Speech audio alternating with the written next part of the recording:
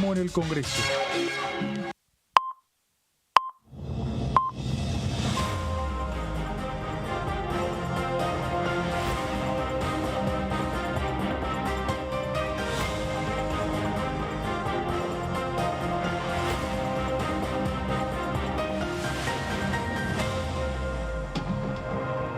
¿Cómo están? Bienvenidos, bienvenidas a esta última semana del periodo 139 de sesiones ordinarias. El jueves 7 de diciembre va a terminar esta semana con la jura de los nuevos diputados y senadores. A las 12 una sesión, a las 15 la otra. Pero ya a partir del 11 de diciembre, el próximo lunes, cuando nos volvamos a encontrar aquí, va a haber un periodo de sesiones extraordinarias y ya un nuevo presidente en funciones. Todo se está preparando aquí en la Cámara con un poco más de claridad en las últimas horas sobre este proceso de transición que se va a dar toda la semana en términos administrativos, pero también en términos políticos, y también la organización de un gran evento que será el 10 de diciembre, no solamente porque se van a cumplir 40 años ininterrumpidos de la recuperación democrática, donde se estará recordando seguramente la asunción de Raúl Alfonsín y también la asunción del nuevo presidente, en este caso Javier Milei, que va a tomar su juramento, va a dar su juramento aquí en el Congreso. Hay todavía mucha incertidumbre si los atributos se le van a estar entregando aquí, en Casa de Gobierno. No se sabe tampoco si está definido que el presidente hable a la ciudadanía en un escenario montado en la puerta del Congreso o en la Plaza de Mayo, en las escalinatas del Congreso, si va a hablar o no dentro del recinto.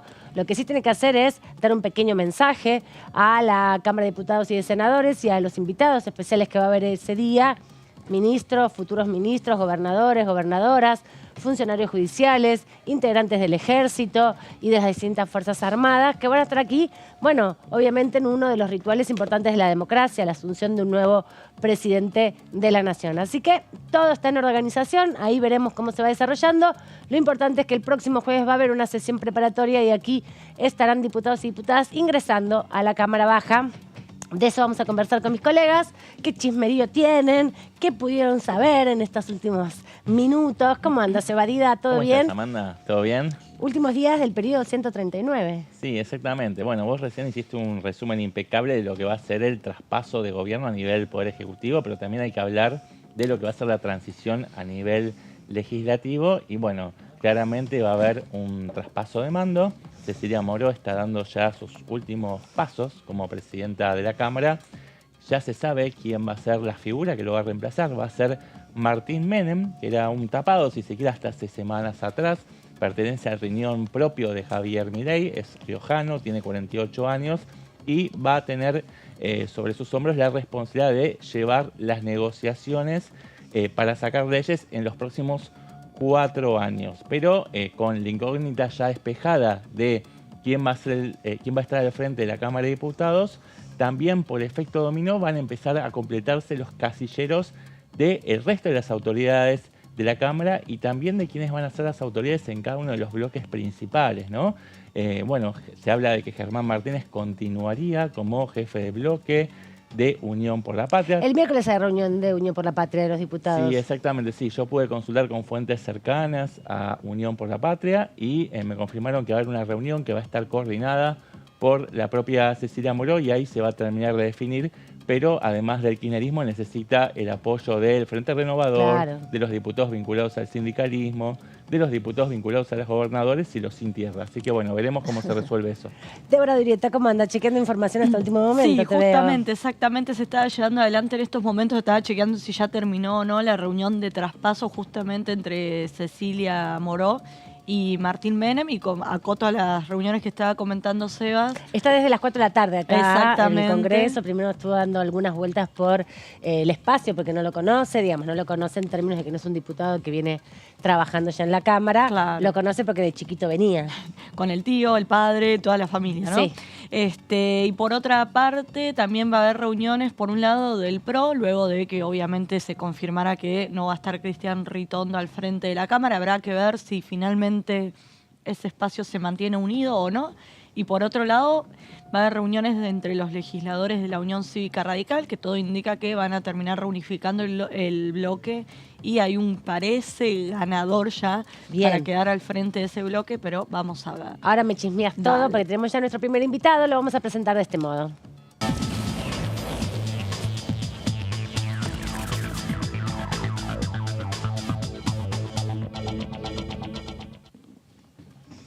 Lo saludamos al diputado Zapata. ¿Cómo anda? Bienvenido de Hora Patria a la provincia de Salta, como era la presentación.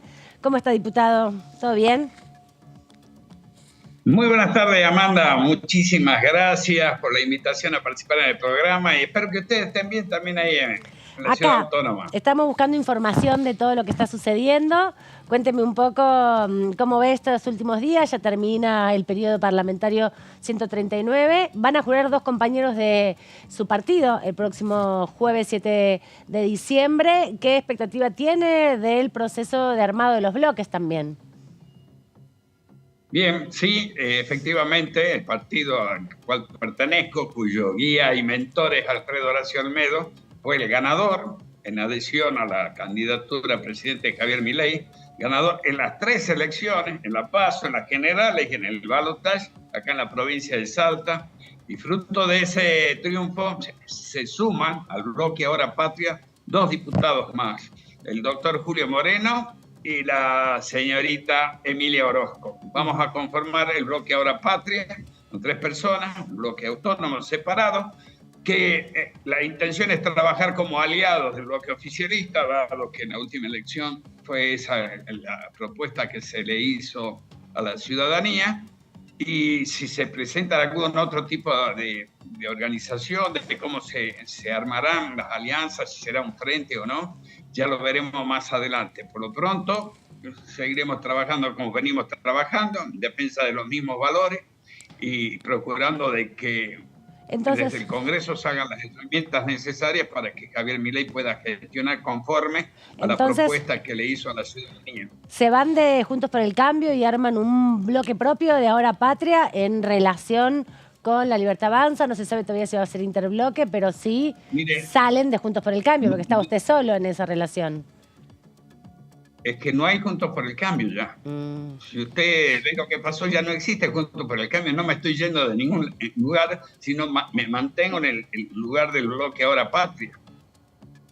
No sé cómo se organizarán las fuerzas que integraban Juntos por el Cambio, pero está claro que la coalición cívica ha manifestado su intención de no continuar, sobre todo después de la conducta o la actitud que tuvo Patricia Burrich y Mauricio Macri apoyando para el balotaje a Javier Milei. La Unión Cívica Radical tampoco estaba de acuerdo con eso. Dentro del PRO también hay una división. Y lo cierto es que el resultado del balotaje, con respecto a aquellos partidos o a aquellos dirigentes que pedían, que no querían expresarse y llamaban a votar en blanco, fueron un rotundo fracaso por el bajo acatamiento que tenían los seguidores o el electorado que normalmente acompaña a la coalición cívica o la Unión Cívica Radical. Esto es un índice muy interesante para analizar, y ustedes que son personas muy instruidas en materia política, acá el ciudadano hizo un lado a la dirigencia y tomó un camino, que es el camino que le proponía anteriormente desde Juntos por el Cambio, sea oposición al kirchnerismo. Probablemente se produzca alguna renovación dirigencial en esos partidos. Diputado, ¿qué tal? Sebastián Adida lo saluda. ¿Le parece lógico que... ¿Cómo está, Sebastián? Bien, todo bien. ¿Le parece lógico que el presidente electo haya incorporado a la fórmula que salió tercera? Digo, ¿le parece coherente respecto del contrato electoral sumar, cuando todavía ni siquiera se inició el gobierno, quienes fueron de alguna forma rechazados por la sociedad al quedar terceros en la consideración popular? Yo no asumiría como usted que fueron rechazados. Fueron la tercera fuerza, sumaron 23%, prácticamente 1 de cada 4 argentinos votó esa fórmula. La diversidad de opciones, la mayor firmeza que mostró Javier Milei en su propuesta, lo colocó en el escenario del balotaje y luego se sumaron. Yo no creo que significa ninguna claudicación, sino que sumar a personas que de acuerdo a lo que considere el presidente, pueden contribuir a fortalecer un gabinete y mejorar la gestión, no solo por su origen político, sino también por la sapiencia en las áreas que se le pone a cargo. Yo creo que puedo ayudar mucho a mantener cierta paz dentro de lo que es lo que estaba al frente del kirchnerismo, que es lo que se pretende cambiar. Yo no lo veo como algo disvalioso, todo lo contrario, veo como una clara determinación tanto de Patricia Bullrich como de Petri de colaborar para que realmente se concrete el cambio y por el camino que eligió la ciudadanía, que es el camino que proponía Javier Milei. ¿Qué tal, diputado? Débora Urieta lo saluda. Buenas tardes, Débora. ¿Cómo le va? Bueno, finalmente conocimos el nombre del presidente de la Cámara de Diputados, Martín Menem. ¿Cómo vio esa designación, más allá del nombre propio, que sea alguien, bueno, obviamente lo tiene que votar el cuerpo de la Cámara de Diputados, ¿no? Pero que sea alguien del propio partido ganador? ¿Cómo vio esa decisión por parte del presidente electo, Javier Milei? Si considera que se tenía que ir en ese sentido o optar por alguien de otra fuerza política para atraccionar un mayor volumen de diputados, o si cree que así, aún así se van a poder sacar las leyes que necesite este gobierno. Mire, sobre la situación yo prefiero hablar con propiedad. El presidente Milei ha propuesto para presidir la Cámara de Diputados a alguien que militó en su espacio, que es Martín Menem. No nos olvidemos, es hijo de Eduardo Menem, un gran parlamentario que dio la política argentina, fue presidente provisional del Senado y es el autor de la obra de consulta que tenemos todos los nobles diputados y también los viejos, que es el derecho parlamentario procesal.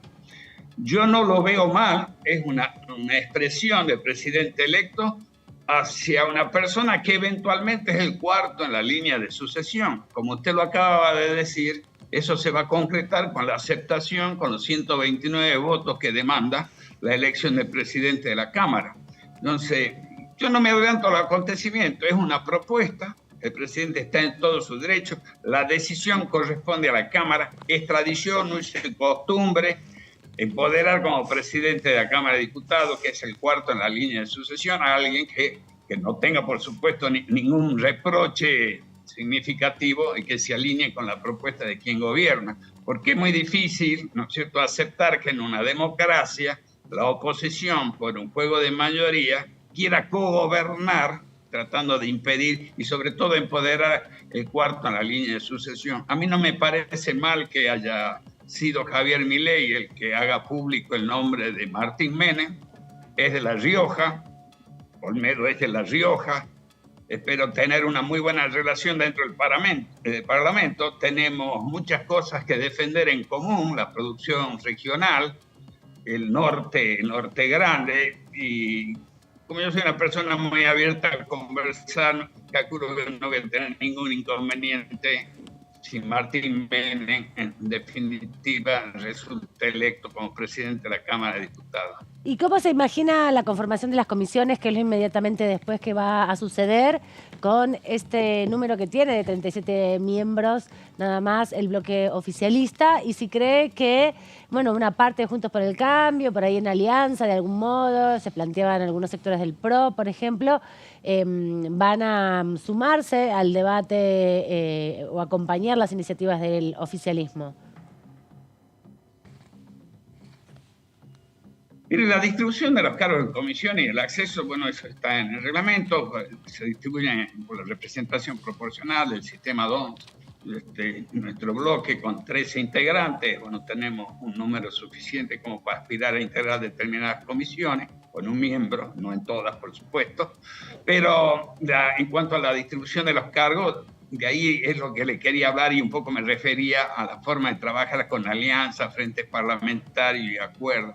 Hay distintas áreas donde calculo que va a necesitar apoyo o en las cuales se va a centrar la propuesta de reforma del Estado, de regulación de la economía, reforma tributaria, reforma laboral, que va a ser la propuesta que envíe el presidente, ya sea en una sola ley o en un paquete de leyes por cada materia, donde ese contenido creo que va a ser fundamental al momento de ponerse de acuerdo, y en base a la charla de ese contenido se van a ir acordando las autoridades de las distintas comisiones y su integración. Es importante que en la Cámara de Diputados, en definitiva, prime el diálogo y la búsqueda de consenso, porque es la forma de trabajar que tiene la democracia. Y quizás estos 2 años que me tocaron vivir en la Cámara de Diputados no funcionó demasiado, porque venía como bastante oxidado este mecanismo del consenso con gobiernos que tenían mayoría, como el gobierno de Alberto Fernández, los 2 primeros años, mayoría en la Cámara de Diputados, y salía todo como por automaticidad. Pero es bueno y es saludable para el ciudadano que se presente una discusión, porque en esa diferencia siempre va a estar resguardado el interés general. Diputado, bueno, es evidente que con la decisión de encumbrar a Martín Menem, bueno, se dejó pasar la oportunidad de lograr una alianza más sólida con el PRO, ¿no? Por lo menos la mayoría de los análisis coinciden en eso. ¿Usted cree que puede llegar a haber una debilidad de origen en la composición parlamentaria en la Cámara de Diputados, teniendo en cuenta que, en principio, la Libertad Avanza va a contar con 38 voluntades solamente y va a ser quizás un poco más dificultoso llegar a, bueno, por ejemplo, al quórum de 129 diputados, o hay condiciones políticas para poder generar esos acuerdos y allanar las posibilidades para cumplir con los objetivos que es la sanción de las leyes que va a mandar el Poder Ejecutivo? Sí, yo apuesto al diálogo y al consenso, pero tratar de divorciar la voluntad del pueblo expresada en las urnas y exteriorizada con los porcentajes que dio el balotaje de lo que sucede en la Cámara de Diputados, evidentemente indica determinada visión muy sesgada, muy simplificada del funcionamiento de la Cámara de Diputados. Son los representantes del pueblo. Los representantes del pueblo no pueden actuar en contra de la voluntad y la expresión del pueblo que se dio hace poco en las urnas. Entonces, pretender que, porque yo no me gusta, porque yo estoy empoderado, dejar de lado lo que pide el pueblo, que es un cambio en una propuesta que calculo que en el sentido de la propuesta que fue más o menos el común denominador de toda la vida pública de Javier Milei, desde panelista pasando por candidato a diputado y luego candidato a presidente y hoy presidente. Yo creo que estar en contramano con la democracia.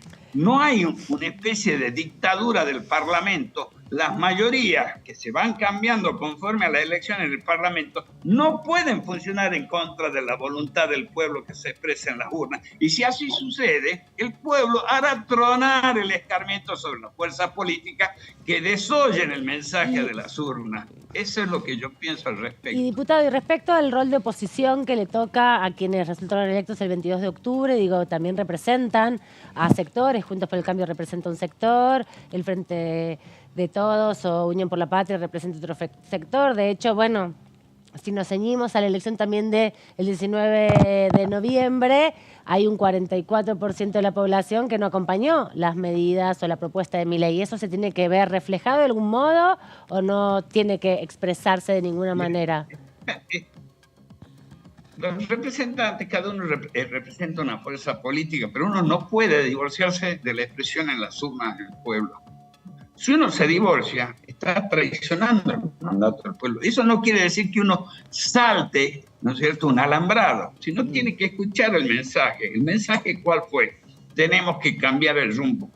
Uno pretendía la continuidad, perfecto, yo lo respeto. La opción fue binaria en el balotaje. Sí, claramente. Hay que cambiar el rumbo. Dentro del cambio del rumbo hay distintos grados, ¿no es cierto?, de la variación del rumbo, pero el cambio de rumbo es lo que pidió el pueblo.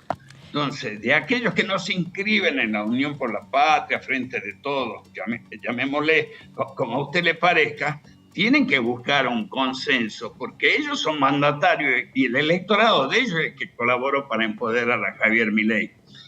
También yo dudo un poco de la integridad, que se mantenga la integridad del bloque del Frente de Todos, Unión por la Patria.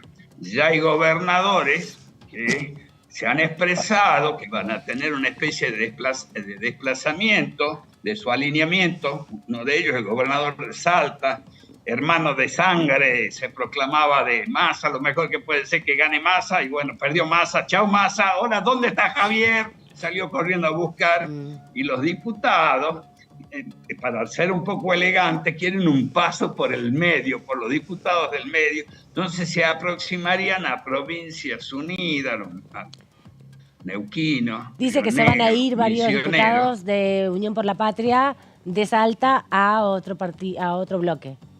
Sí, concretamente le doy los nombres. Caletti, que fue electa en el 2021, y los dos nuevos diputados, Yolanda Vega y Pablo Outes, ya han manifestado su voluntad de estar en otro lado. O sea que es como un fraude electoral, en definitiva, si antes de jurar uno salta el alambre, pero cada cual es dueño de sus propios actos. Está bien. Y quizá la necesidad que tiene el gobernador de encolumnarse para obtener algún tipo de favor, que en este caso no creo que sea como otros gobiernos, que las transferencias discrecionales premien a aquellos obsecuentes, porque ya manifestaron, no hay plata, la provincia tiene que manejarse con la suya. Y no es fraude, perdón. Obras, pues crece. No es fraude haber prometido dolarización y el cierre del Banco Central, y al final del día nos enteramos que la dolarización no se va a concretar y que el banco que se había prometido que iba a estar en manos de Emilio de la Casta Ocampo, además, pero que iba a estar en manos de Emilio Ocampo, que era el que... Yo no lo vi en ningún pronunciamiento de Javier Milei que diga que ha renunciado a la dolarización. Yo lo vi decir por un mensaje de texto que ya tenía los dólares para dolarizar la economía, y tiempo después empezó a decir que los dólares no estaban. Bueno, mire, lo que yo sé al respecto, yo no tengo acceso a ese mensaje de texto, lamentablemente, me hubiese gustado tenerlo. Lo que yo claramente sé que en un 60 o un 70% la economía ya está dolarizada. Usted va a comprar un auto, es en dólar, una propiedad es en dólar, un viaje se lo cotizan en dólares, un alquiler le cotizan en dólares. Y poco a poco estamos prácticamente aceptando los precios en dólares, que lo traducimos a peso, a la cotización. Sí, pero eso no es lo mismo que dolarizar la economía. Son dos cosas diferentes. Yo gano en dólares, en pesos no gano en dólares. Hay una moneda en la Argentina. Me deja terminar. Pero... Les pido por favor que me deje terminar. Les digo por favor que me deje terminar. Bueno, dolarizar es utilizar dolarizar significa utilizar el dólar como moneda de cambio. Eso no significa la sustitución del signo monetario de ninguna manera. Es que sea aceptado, no como cosa, porque hoy el dólar, de acuerdo a la legislación civil, es una cosa, no tiene poder cancelatorio legal ilimitado, etcétera. Como es en Bolivia usted compra en boliviano, compra en dólares. Eso requiere determinados pasos y lo va haciendo la ciudadanía. De hecho, existe, como le digo, en el mercado automotor, en el mercado inmobiliario, en el mercado de los arriendos. Cuando hay que arrendar un campo, se pactan en dólares. Claro, en relación a la cosecha, ¿no? En relación al valor de la cosecha están.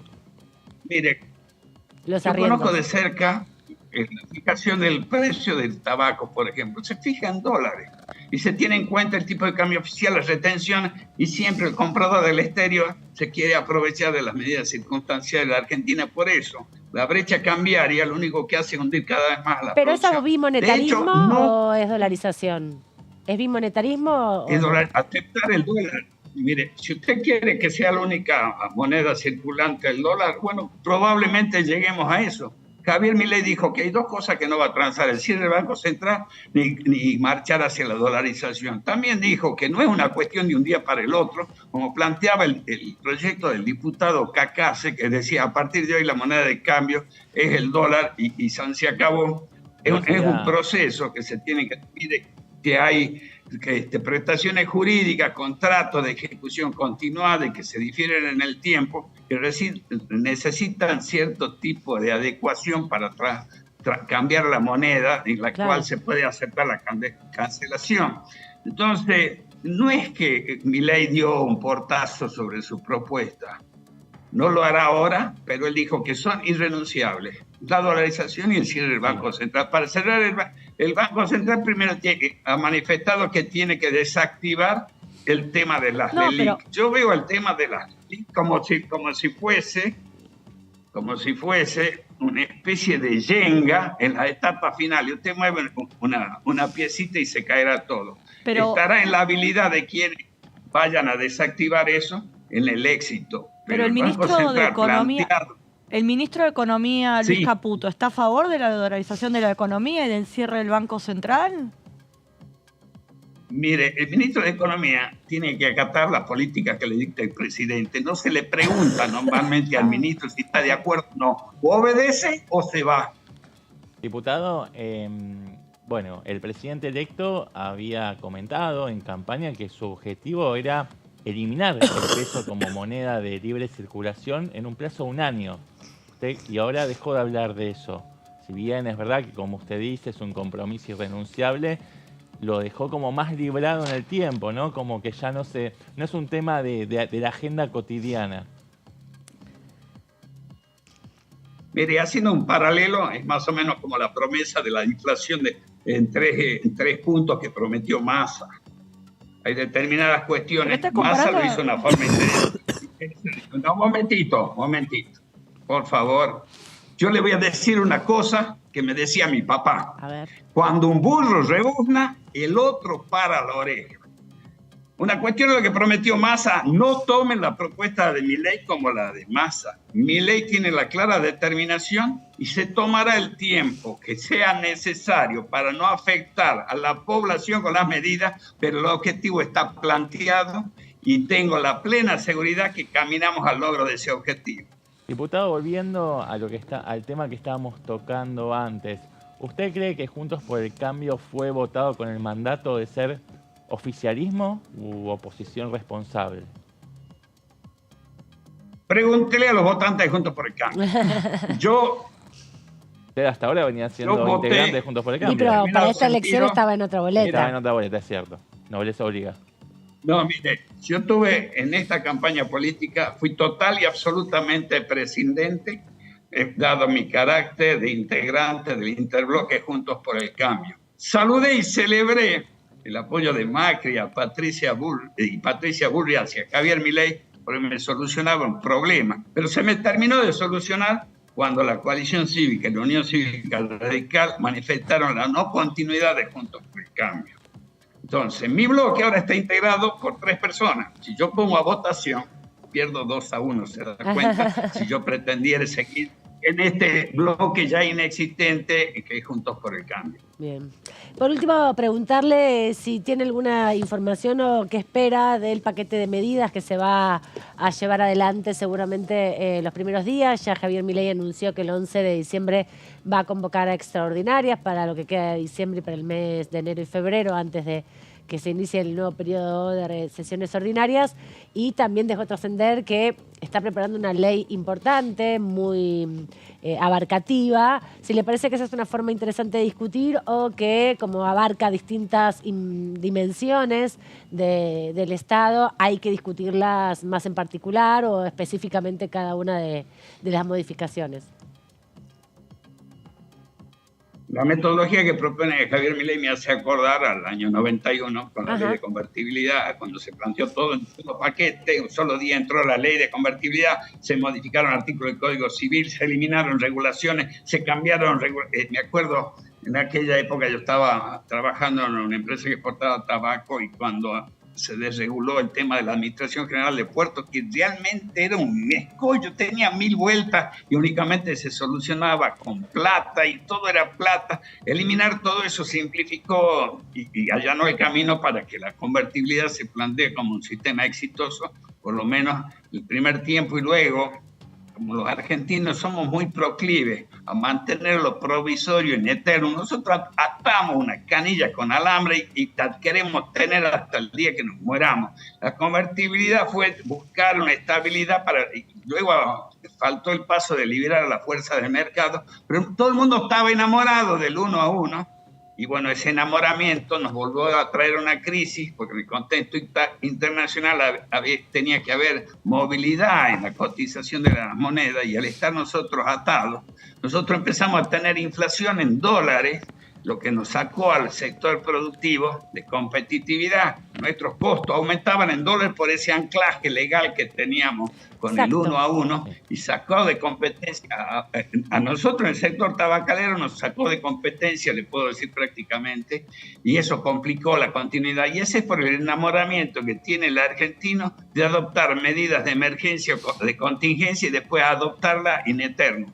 Yo creo que es fundamental trabajar en este tema. Desconozco el contenido del paquete, pero todo aquello que sea desregulación, que sea racionalizar el tamaño del Estado, que signifique dar potencia y alentar a las inversiones para que aumente la producción y la productividad, nosotros vamos a acompañar.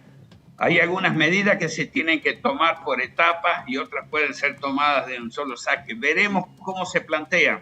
Yo espero que quienes recibamos seamos escuchados y que tenemos que hacer algún tipo de aporte, pero no me cabe la menor duda que el contenido de las propuestas legales de Javier Milei va a estar en todo de acuerdo con lo que vino presentando como propuesta y por la cual obtuvo el triunfo en las elecciones del balotaje.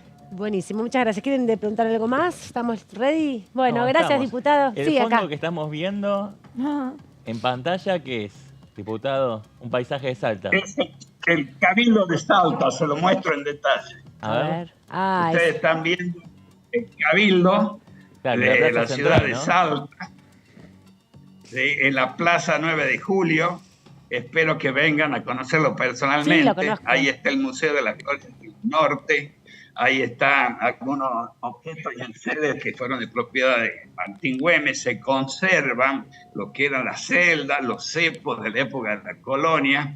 Y no eran los cepos de los dólares, eran los cepos para los malhechores y puteros que existían. Era una forma de mantener a las personas que estaban en algún proceso judicial o condenadas por algo inamovibles. En alguna falta menor iban a parar ahí los otros. Sí. Bueno, estuve leyendo acerca de cómo funcionaba el tema contravencional en aquella época y es muy divertido.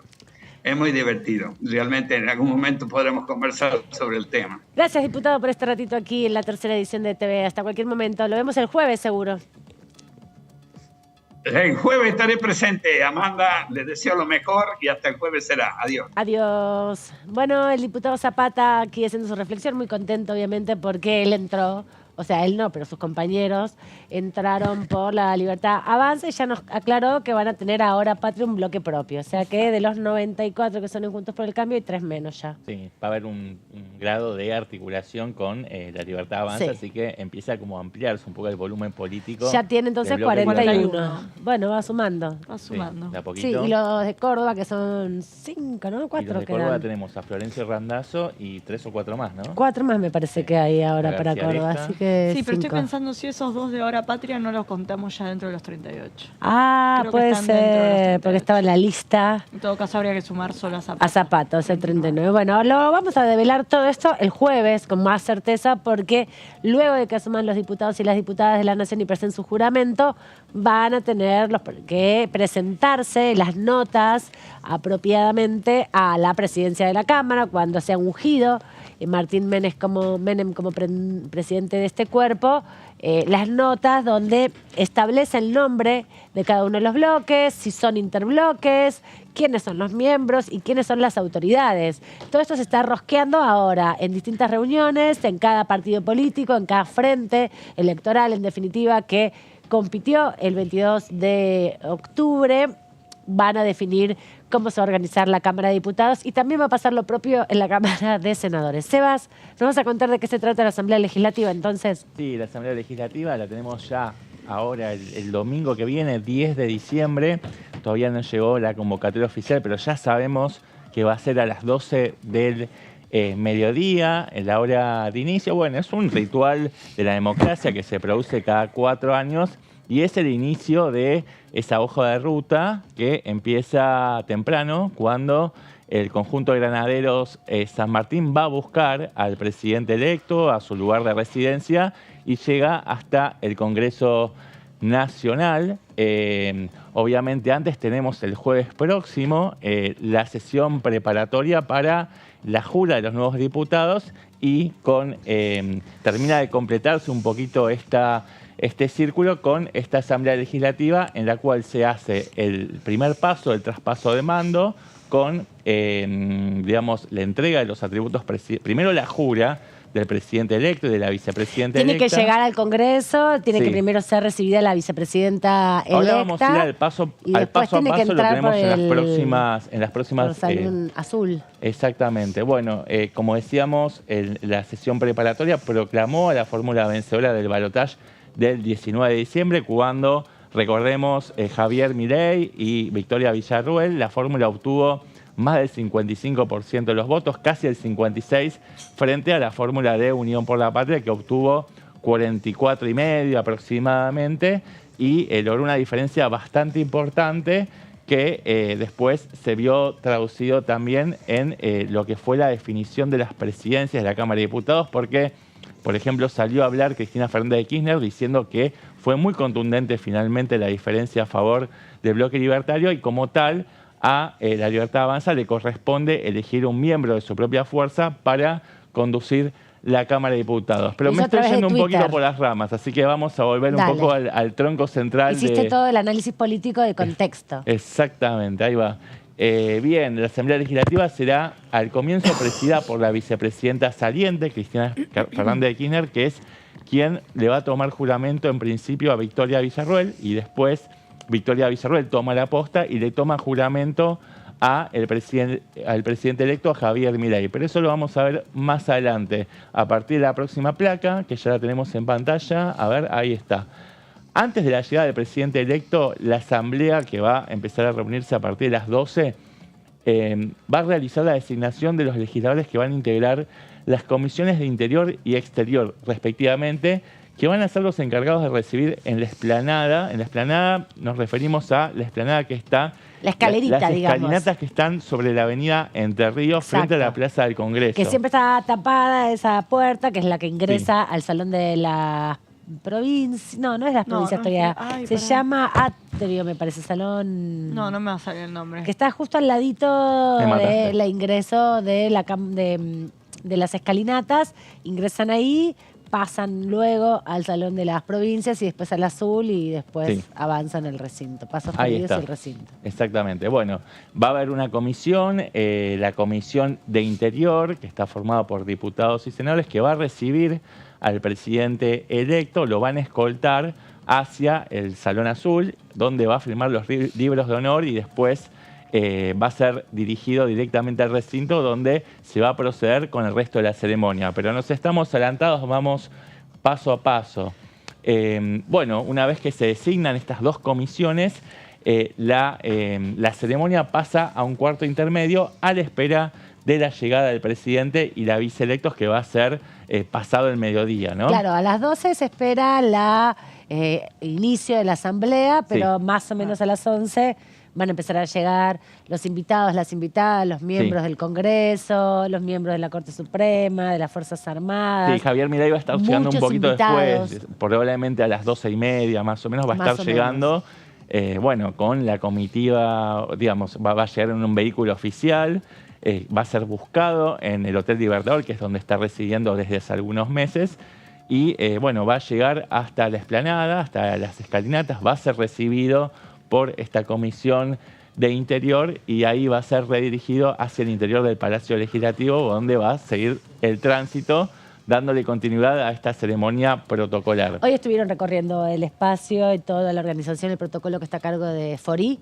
el ex canciller de Macri, que está ayudando a la futura diputada electo también. También Hernán Lombardi está ayudando también con la organización y la logística de este evento. Forí también está dando una mano con la asunción presidencial que va a tener lugar luego en la Casa Rosada. Donde se le va a tomar a los ministros todo el juramento, digamos, la aceptación del cargo, pero como también sucedió durante el gobierno de Mauricio Macri, están discutiendo si acá le van a dar los atributos o le van a dar los atributos allá. Entiendo que es acá, quedaría un breve mensaje a la Asamblea Legislativa. Perdón, te estoy spoilando. Perfecto. Y por eso, pues empecé a hablar y dije, le estoy anticipando. y después daría un mensaje desde las escalinatas a todas aquellas Todavía eso personas no se sabe qué va a pasar. Sí. Está previsto que pueda hablar a la calle, pero todavía no se sabe si es desde las escalinatas, si van a poner un escenario en la avenida Entre Claro, Ríos. bueno, Están definiendo eso Al ahora. margen del detalle desde dónde hable, quiere hacerlo más a la estadounidense, que el mensaje Eso iba a se da decir. de cara al Exactamente. pueblo y no a la Asamblea Legislativa. Sí, quería también Sí, a que la los usanza atributos se los dieran norteamericana, de como- Claro, la bueno, eso explanada. no. Eso no se en puede. Estados Unidos, cuando es investido un nuevo presidente, bueno, dirige un discurso hacia la multitud que está fuera del Capitolio, escuchando. Bueno, un poco Javier Milei busca emular eso, ¿no? Y Sí. alguna de las simbologías ya empieza a apropiarse de, bueno, de los usos y costumbres norteamericanos, como por ejemplo la figura de la oficina del presidente electo, ¿no? The Office, ¿no? Algo Sí. que claramente no viene de las costumbres nacionales, sino que son conceptos importados de la gran potencia norteamericana. Bueno, repasando, ya lo veníamos anticipando, pero vamos al hilado un poquito más fino. Por la mañana, la escolta presidencial del Regimiento de Granaderos a Caballo General San Martín va a pasar a buscar a Milei en su residencia, el Hotel Libertador, en el centro porteño, ahí entre el centro y Retiro, ¿no? En Córdoba, el 690, si no me equivoco, y lo va a acompañar hasta el Honorable Congreso de la Nación, junto a 3 representantes de las Fuerzas Armadas, uno por la Marina, uno por el Ejército y uno por la Aeronáutica, respectivamente. A su llegada al Palacio Legislativo, Javier Milei va a ser recibido por la Comisión de Exterior. Yo antes dije la Comisión de Interior, no, la Comisión de Exterior. Primero la de Exterior, que lo recibe justamente en la Ahí va. explanada, y después, Sí. cuando pasa el Salón Azul, lo recibe la Comisión de Interior. Bien vale la aclaración y la Son corrección. 6 y 6 en total, ¿no? Perfecto. Desde allí va a ser escoltado el Salón Azul, donde se encontrará con la vicepresidenta electa, con Victoria Villarroel. Allí va a firmar los libros de honor del Honorable Senado de la Nación y de la Cámara de Diputados de la Nación. Después de eso pasa directamente al recinto. Va a ser conducido por la Comisión de Interior, que había sido previamente designada para pasar directamente a la ceremonia de la jura. Como decíamos recién, va a ser la vicepresidenta saliente, Cristina Fernández de Kirchner, quien va a presidir esta sesión, pero además le va a tomar juramento a quien será su sucesora, Victoria Villarroel, con quien ya inició la sucesión. Fue una reunión que tuvo lugar la semana pasada en términos cordiales. No hubo una foto, no hubo un registro fotográfico de ese evento, pero dentro de todo fue una reunión productiva donde se pudieron poner de acuerdo en la logística para el traspaso de mando. Bien, Villarroel luego quedará a cargo de la Asamblea Legislativa. Cristina Fernández de Kirchner va a dar un pasito al costado para ceder el protagonismo a Villarroel, que va a ser la que va a tomar las riendas de esta sesión preparatoria. A partir de ese momento, Villarroel pasa a tomarle juramento a Milei como nuevo presidente, ahora presidente ya directamente en ejercicio, una vez que tiene lugar la jura, y acto seguido, como para darle una formalidad y un cierre, un broche, un cierre a esta formalidad, el escribano mayor de gobierno va a leer el acta correspondiente y se procederá a la transmisión de insignias, en la cual el presidente saliente, Alberto Fernández, le va a entregar a su sucesor la banda y el bastón de mando presidencial. Bueno, esto lo ponemos quizás entre paréntesis o entre signos de pregunta. Vos recién planteabas la duda, ¿no, Amanda? Sí. Y decías que este traspaso de los atributos presidenciales puede darse luego en la Casa se Rosada. suponía que tenía que ser acá, pero... Yo tenía entendido que iba a ser acá. Yo también, pero bueno, hoy estaban terminando de resolver estas Porque lo único que cuestiones. está por ley es donde se produce la jura y no el traspaso. de Exacto, los la atributos. jura se tiene que hacer acá, Claro. pero es la Sí. jura. Los Exacto. atributos pueden ser En Casa colocados Rosada en o Casa acá. Rosada. Por lo menos por tradición se entregaron acá y en Casa Rosada, no en las escalinatas. Sí, en las escalinatas nunca. Lugar Eso no, neutral, no. eso nunca había sucedido. Sí, hay un pero artículo del reglamento de presidencia, creo que el artículo 60 sobre ceremonial, que dice que la entrega de atributos tiene que darse en la Casa Rosada. Pero lo cierto es que en los últimos años la mayor cantidad de presidentes Los tomaron acá. eligió hacer la cesión de los atributos presidenciales en el Parlamento de la Nación. Claro que esto fue motivo de una controversia muy memorable, En muy 2015. recordable, en el año 2015, cuando Mauricio Macri estaba porfiado en recibir los atributos de parte de su antecesora, de Cristina Fernández de Kirchner, en la Casa Rosada, y Cristina no quería saber nada con eso, quería seguir la tradición de lo que había sido el año 2003, 2007 y 2011, cuando ese paso se dio en el Congreso de la Nación. No pudieron ponerse de acuerdo y a partir de ahí, bueno, terminó con esta presidencia efímera que todos recordamos de tan solo 10 o 12 horas de Federico Pinedo, que era en ese momento el presidente... Sí, y una intervención judicial, digamos, ¿no? Porque la jueza Sabine Cubría en ese momento decidió que el mandato de la actual vicepresidenta caducaba a las 12 del 9 de diciembre. Se convirtió en calabaza. Exacto, eso fue muy famoso porque había mucha gente también despidiéndola en Plaza de Mayo. Exactamente, durante esas pocas horas Federico Pinedo fue el presidente en ejercicio. Porque alguien le tenía que dar los atributos. Porque era el presidente provisional del Senado, por la cadena de mando. Así que es importante quiénes son los presidentes de las cámaras porque pasan estas cosas y tiene que resolver la justicia de esta manera. Exactamente, así es. También otra anécdota es el 2001 cuando hubo 5 presidentes. Eso te estaba por acotar. Si no veamos el ejemplo de lo que fue el 2001 con ese desfile sucesivo de 5 presidentes en tan solo una semana. No fueron 5 presidentes porque algunos quedaban a cargo del Ejecutivo. Claro, no fueron nunca imbuidos como presidentes. Es como cuando la vicepresidenta, Alberto Fernández se da de viaje y queda la vicepresidenta a cargo del Ejecutivo, es algo así. Claro, quedan a cargo. Pero también ahí la discusión que teníamos en ese momento, que también recordábamos hace algunos tiempos, cuando se estaban por definir las autoridades de la Cámara, es que justamente en ese contexto había cambiado el 10 de diciembre del 2001 la composición del Congreso y las presidencias estaban a cargo de peronistas, del peronismo en ese momento, porque eran mayoría en el Congreso y en la sucesión de presidentes a cargo, de presidentes en uso de funciones en esos 5 días tan vertiginosos, fueron también autoridades referentes del Senado y la Cámara de Diputados que pertenecían al peronismo. Sí, cambiaron los criterios, ¿no? En los últimos años, por ejemplo, cuando asumió Mauricio Macri, Juntos por el Cambio no tenía mayoría, la primera minoría la conservaba el peronismo y sin embargo... Pero por poco tiempo igual lo conservó, porque después se escindió y terminó siendo segunda minoría.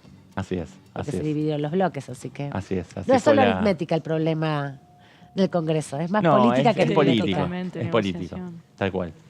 Bueno, vamos a lo que decía recién Débora, que tiene que ver con lo que es inapelable, ¿no? Y tiene que ver con que la jura se da en el Congreso de la Nación. Esto está estipulado en el artículo 93 de la Constitución Nacional, que dice que al tomar posesión de su cargo, el presidente y vicepresidente prestarán juramento en manos del presidente del Senado y ante el Congreso reunido en asamblea, respetando sus creencias religiosas, de desempeñar con lealtad y patriotismo el cargo de presidente o vicepresidente de la Nación y observar y hacer observar fielmente la Constitución de la Nación Argentina, ¿no? Este latiguillo que escuchamos siempre, ¿no? Y que es muy recordable en cada una de las ceremonias de jura presidencial por cada uno de los presidentes de turno que pasaron y que tuvieron la oportunidad de desempeñar tan altas responsabilidades de Estado, ¿no?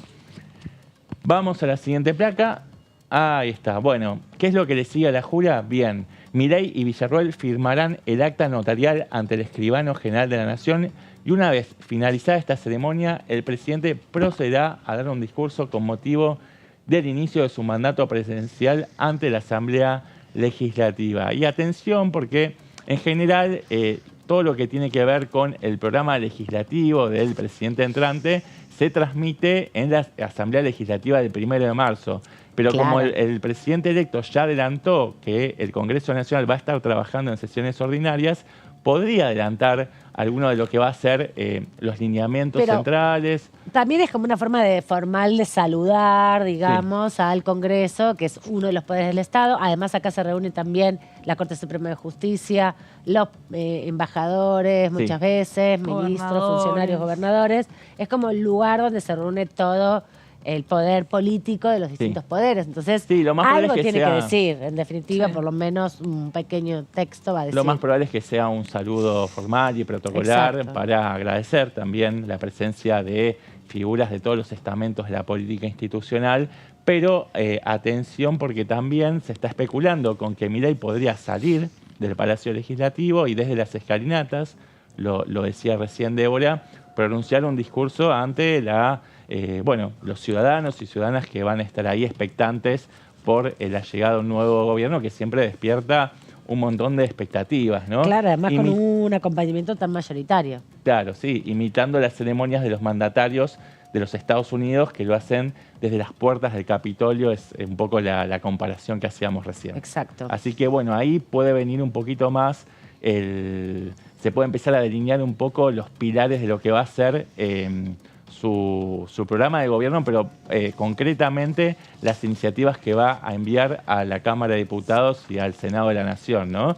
Y es muy importante porque va a estar trabajando durante todo el verano en este programa de esta ley ómnibus, basado más que nada en la idea de la reforma del Estado, que es básicamente... Veremos si va a ser todo el verano, ¿eh? Yo creo que va a ser mucho más rápido. La experiencia anterior rápido. que después nos decía también Zapata hace un ratito es que entró y en 48 horas se aprobó la reforma del Estado en el 91. Bueno, tiene que ver un poco con esto, que también se puede hacer por decreto, pero es más prolijo siempre hacerlo a través de algunas una cosas ley. se pueden y otras ojo, no Claro. todas. Si son cuestiones impositivas. Tributarias no se pueden, exactamente. Es la reducción de, digamos, la reducción de las plantillas estatales, ¿no? En las distintas dependencias del Estado, pero sí, también la modificación de la ley de ministerios principalmente. También una reestructuración del organigrama ministerial que va a implicar la absorción o fusión de ministerios, secretarías. Bueno, un poco ya adelantó Javier Milei que van a haber 8 o 9 ministerios. Muchos de los que son ministerios van a degradarse, van a bajar de rango y se van a convertir en secretarías que van a estar subsumidos dentro de las carteras ministeriales.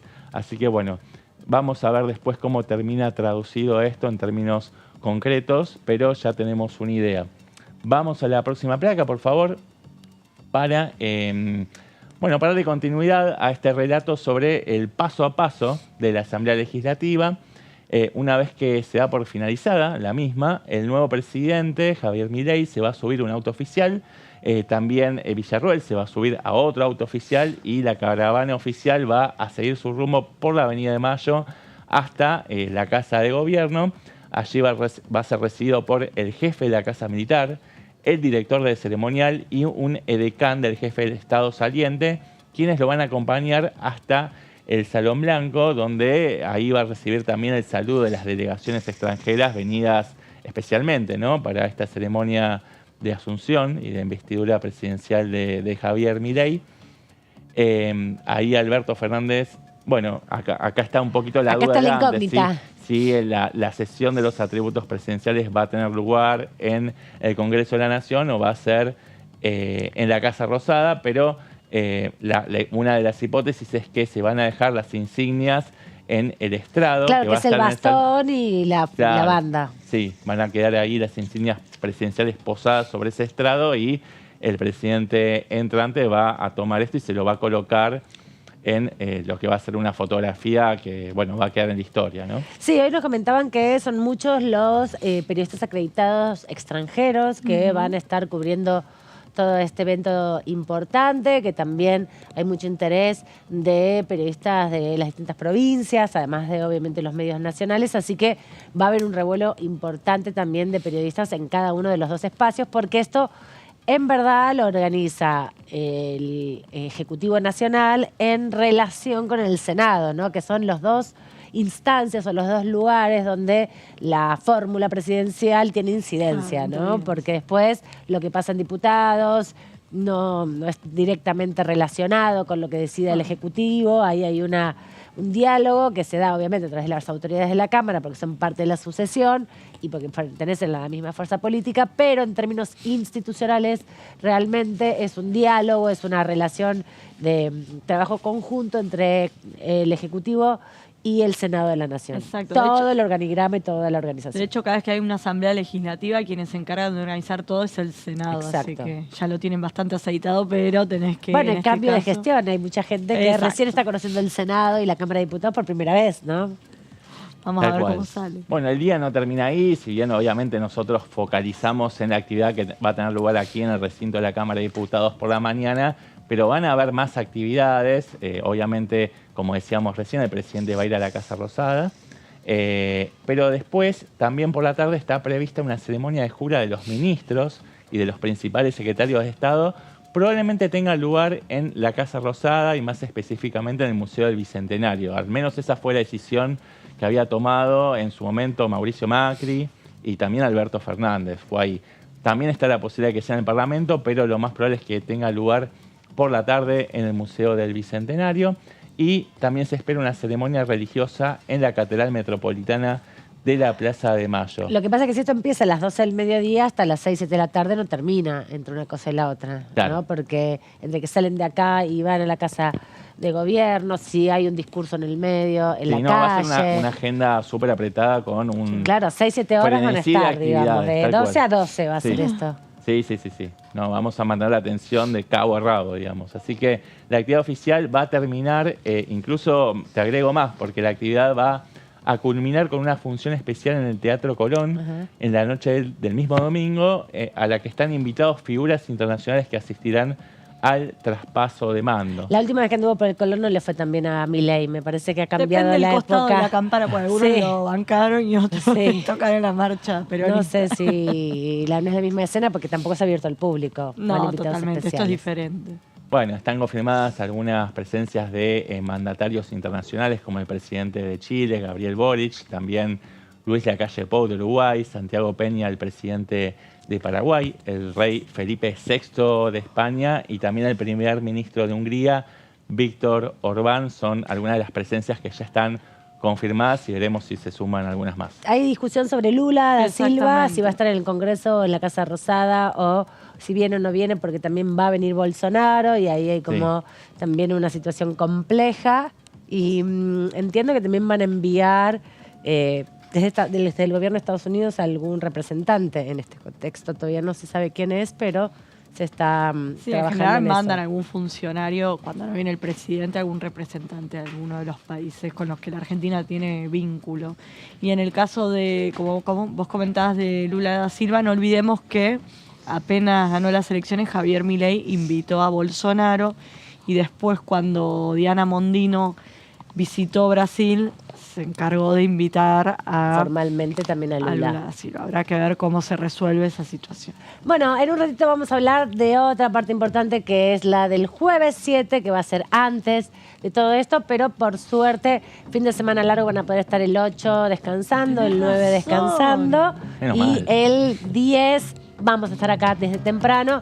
No, bueno, se pueden acercar obviamente todo el mundo desde temprano, pero va a estar bastante cerrada las inmediaciones del Congreso porque tiene que ir por Avenida de Mayo, tiene que entrar por la Avenida Rivadavia, tiene que entrar al Congreso de la Nación, así que veremos cómo se organiza en la Plaza de los Congresos la circulación también de la ciudadanía que se quiera acercar a saludar al nuevo presidente y también si se va a dar acá o en Casa Rosada, ¿no? Porque cuando fue el gobierno de Mauricio Macri, cuando asumió, salió al balcón de la Casa Rosada, ¿se acuerdan que se bailó Gilda y todo? Y había gente ahí que lo estaba esperemos que el esperando. tiempo esta vez se acompañe, ¿no? Si no, mucha gente por ahí se queda con las ganas. Veremos qué pasa. Son otros contextos, es otro momento.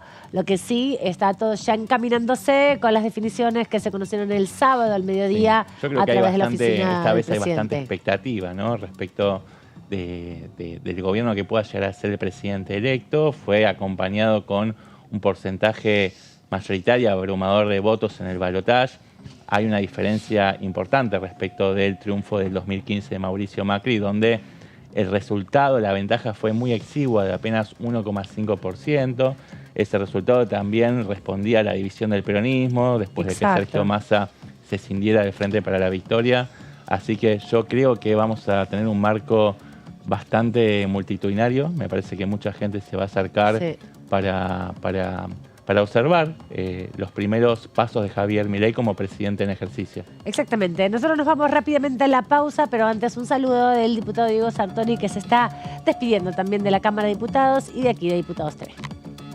Yo quiero, también terminando mi mandato ya, ¿no es cierto?, hacerle un reconocimiento a ustedes por la gran labor que siempre, y esa herramienta que es Diputados TV, estuvo a disposición no solamente de los presidentes de bloque, como es mi caso, sino de todos los diputados que queríamos difundir lo que estábamos haciendo, que queríamos contar inclusive las realidades de cada provincia nuestra.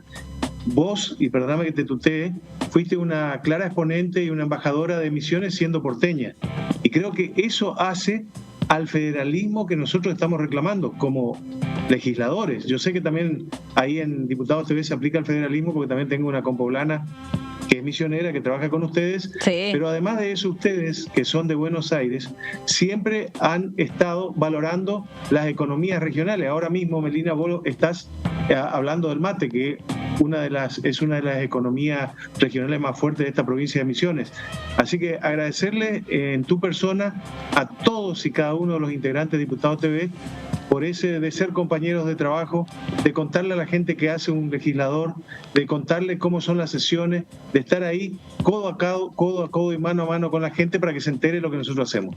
Sí, me consta que eso es así, porque el pluralismo que tienen ustedes, inclusive la apertura y el respeto hacia cada uno de nosotros con el pensamiento, lo hacen y lo practican día a día. Y también creo que la gente lo sabe y es bueno, y yo abogo para que ustedes continúen, porque esta herramienta nos sirvió siempre a todos, ¿no es cierto? Es que Diputados TV también tiene su parte cultural, también tiene mostrar cómo son los barrios desde adentro, bueno, todo lo que también, además de lo que hace un legislador, tienen otros programas que tienen que ver con la vida cotidiana de los argentinos, que eso es lo bueno. Así que abogo para que el canal siga siendo una herramienta para los legisladores que representamos a la gente, pero a su vez de la gente que sepa qué es lo que hacemos cada uno de nosotros.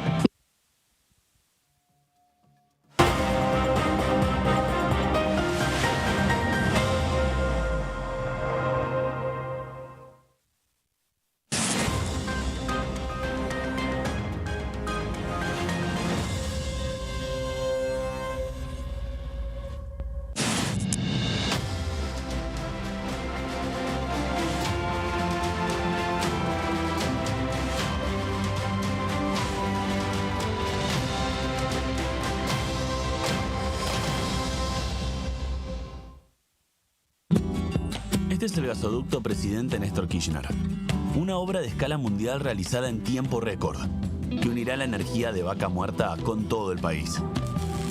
Innovaciones, tecnología, cientos de kilómetros de acero y miles de trabajadoras y trabajadores. Esta megaestructura alimentará la llama del país, uniéndonos con nuestros seres queridos, acelerando la economía, ahorrando divisas, con desarrollo, con federalismo, con soberanía y orgullo. Gasoducto Presidente Néstor Kirchner. Mueve energía, mueve al país.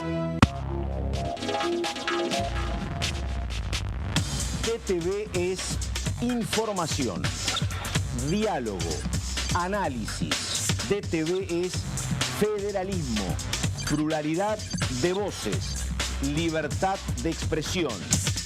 DTV es todo lo que un país en democracia tiene que ser. DTV es tu voz en el Congreso. Este 2023 seguí eligiéndonos. DTV, el periodismo en el Congreso. Ay, dale, escuchame. Mirá lo que tengo para mostrarte. Así vas a estar en 10 años. ¿Cómo te ves? Mirá, me veo bastante fachero, tranquilo y sobre todo jubilado. Ah, ¿te vas a jubilar? Sí, ya me estoy encargando de eso. Qué bueno. Bueno, dale, prendí. Si te faltan hasta 10 años para cumplir la edad para jubilarte y adeudás aportes, ahora los podés regularizar con el nuevo plan de pago de deuda previsional. Tu esfuerzo cuenta. ANSES, Argentina Presidencia.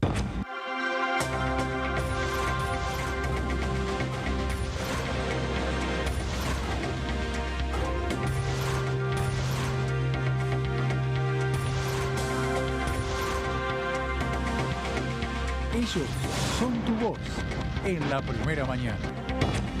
DTV, el periodismo en el Congreso.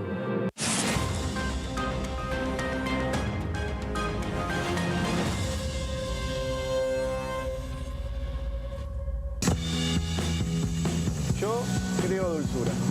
Yo creo en nuestro producto. Yo creo en el talento argentino. Yo creo en mi país. CREAR es un programa del Ministerio de Economía para aumentar el crédito productivo de las empresas nacionales, con el objetivo de generar más valor agregado a nuestros productos y nuevos puestos de trabajo.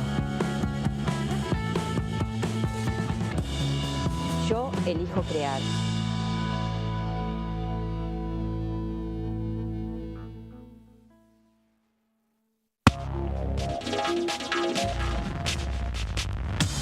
DTV es información, es diálogo y es análisis. DTV es pluralidad de voces, es libertad de expresión. DTV es federalismo. DTV es todo lo que un país en democracia tiene que ser. DTV es tu voz en el Congreso. Este 2023 seguí eligiéndonos. DTV, el periodismo en el Congreso. Si somos dueñas y dueños de nuestros libros, somos protagonistas de un futuro mejor. Por eso, entregamos libros a millones de estudiantes en todo el país en solo un año. Además, otorgamos becas educativas para que las chicas y los chicos puedan terminar la escuela. Realizamos obras en universidades, fortaleciendo el sistema universitario nacional. Y este año, otorgamos y renovamos becas Manuel Belgrano en carreras estratégicas para el desarrollo productivo del país. Con más educación, construimos un futuro mejor. Conoce más en argentina.gov.ar/protagonistas. La educación nuestra bandera. Ministerio de Educación.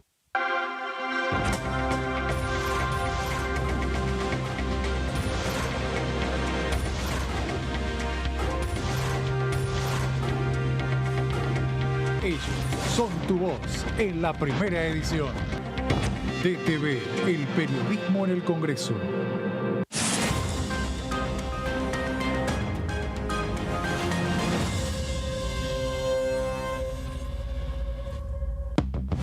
Reforzamos los ingresos a más de 2.400.000 titulares de la tarjeta alimentar.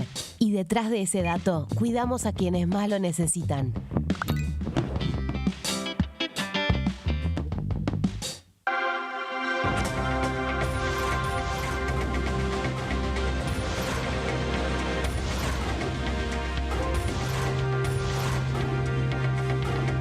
Ellos son tu voz en la primera edición. DTV, el periodismo en el Congreso.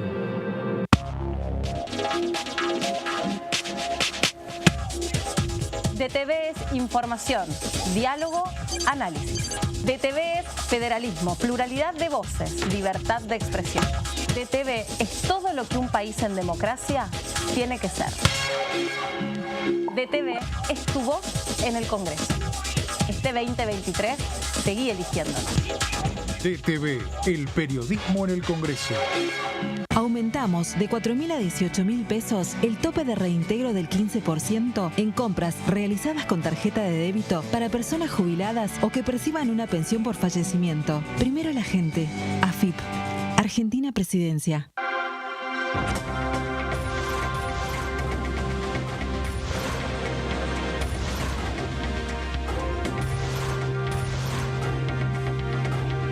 Ellos son tu voz en la segunda edición. DTV, el periodismo en el Congreso. Lanzamos líneas de crédito para trabajadores de hasta 400.000 pesos a devolver en 24, 36 o 48 cuotas. Y detrás de ese dato, más argentinos pueden progresar.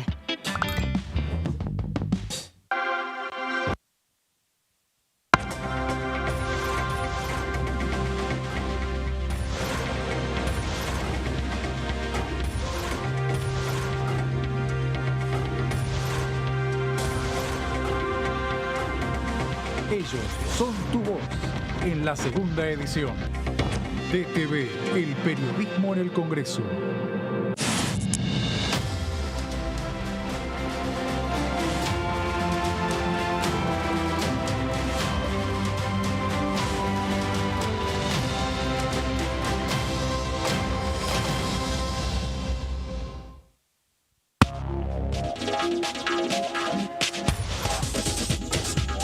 Punto Género, lunes, 23 horas.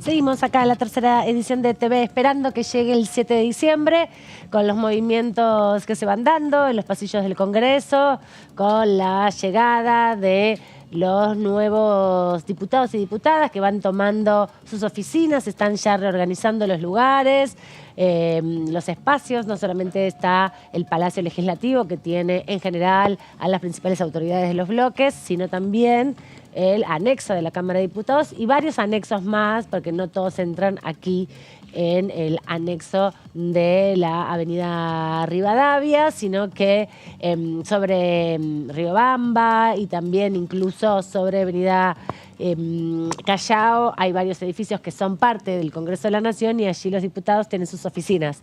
Todos están, o muchos de los que se van y muchos de los que tienen un rol protagónico en algunas actividades, están reordenando sus cosas para ubicarse en nuevas oficinas. Viene la pelea por los despachos, ¿no? Otra vez.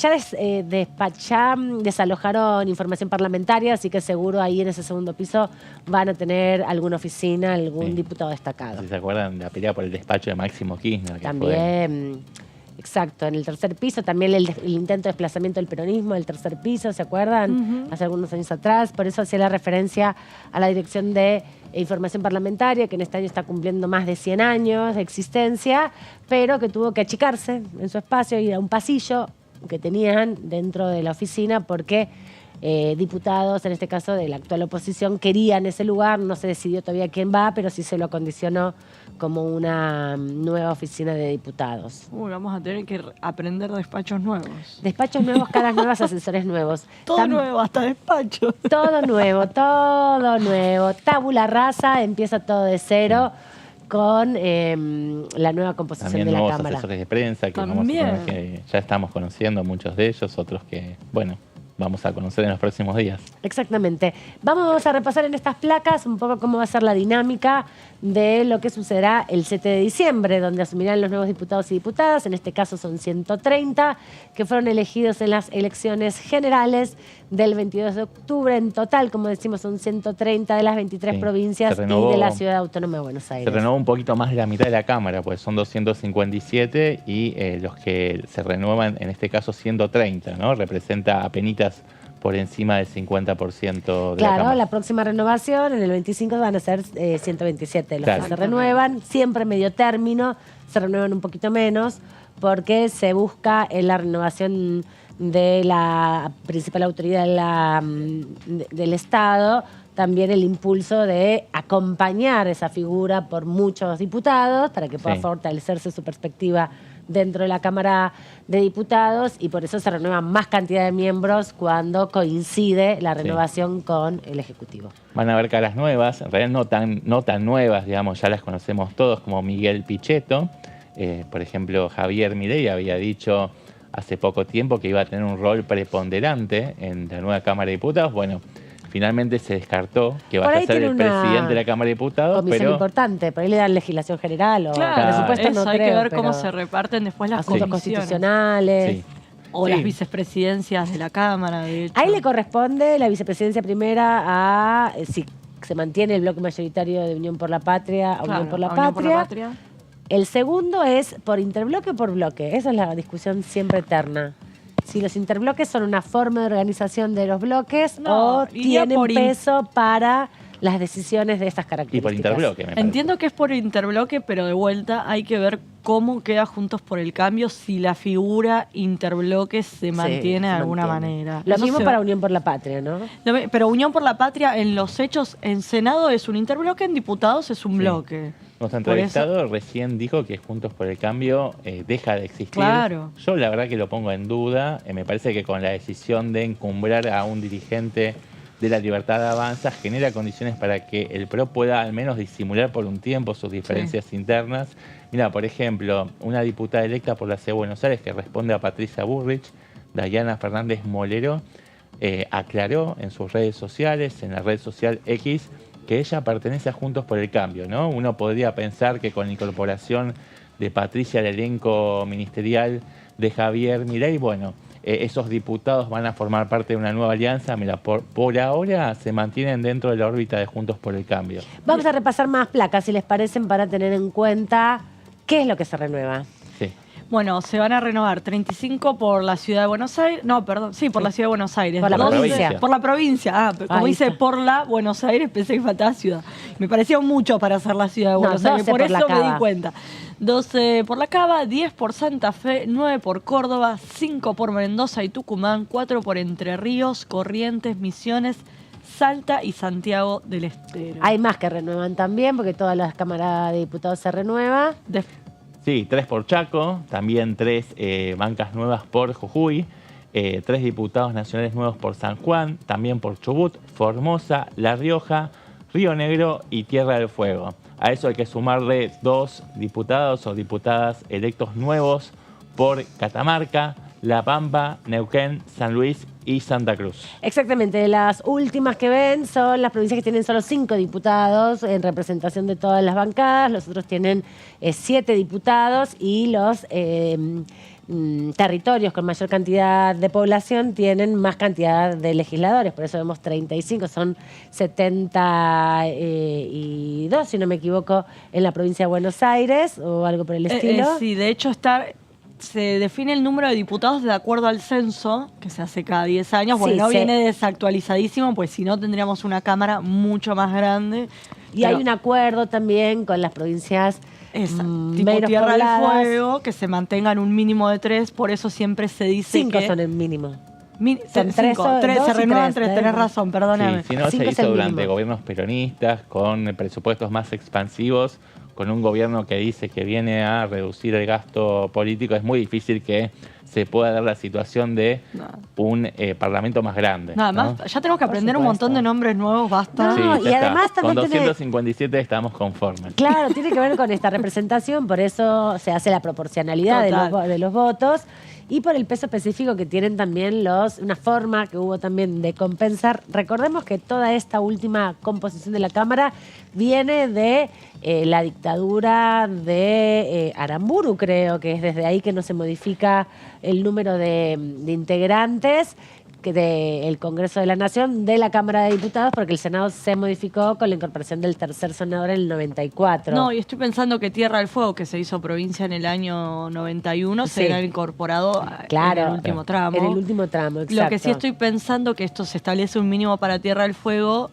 pero lo que se plantea muchas veces de la provincia de Buenos Aires es Tierra del Fuego está sobre representado, mientras que la provincia de Buenos Aires está subrepresentada. Exacto. No, además hubo desde aquel año, 1960, decías vos. Y yo creo que es más o menos en la década de los Por ahí. 60. No sé si es el 60 específicamente, pero creo que fue la Sí, última hubo vez que se muchas estableció variaciones eso. demográficas que hacen Total. que finalmente la representación no sea un fiel reflejo de la proporción que le correspondería a cada uno de los distritos. Y de hecho- la provincia de Buenos Aires es la principal perjudicada, entre Exacto. comillas, ¿no? Si bien es la provincia que más cantidad de bancas reparte. Y en el Senado pasa otra cosa, que siempre se dice que el Senado representa a las provincias porque antes, hasta el 94, hasta Sí, la sí, reforma de la con Constitución. la reforma de la Constitución se incorpora el tercer senador. Exactamente, que hasta ese momento lo elegían las legislaturas provinciales y ahora también las eligen los ciudadanos a través del voto Ustedes directo. son muy pequeños, pero hubo un tiempo donde acá el presidente tampoco se lo elegía de Claro, manera los directa, electores, sino a través de un exactamente. colegio electoral.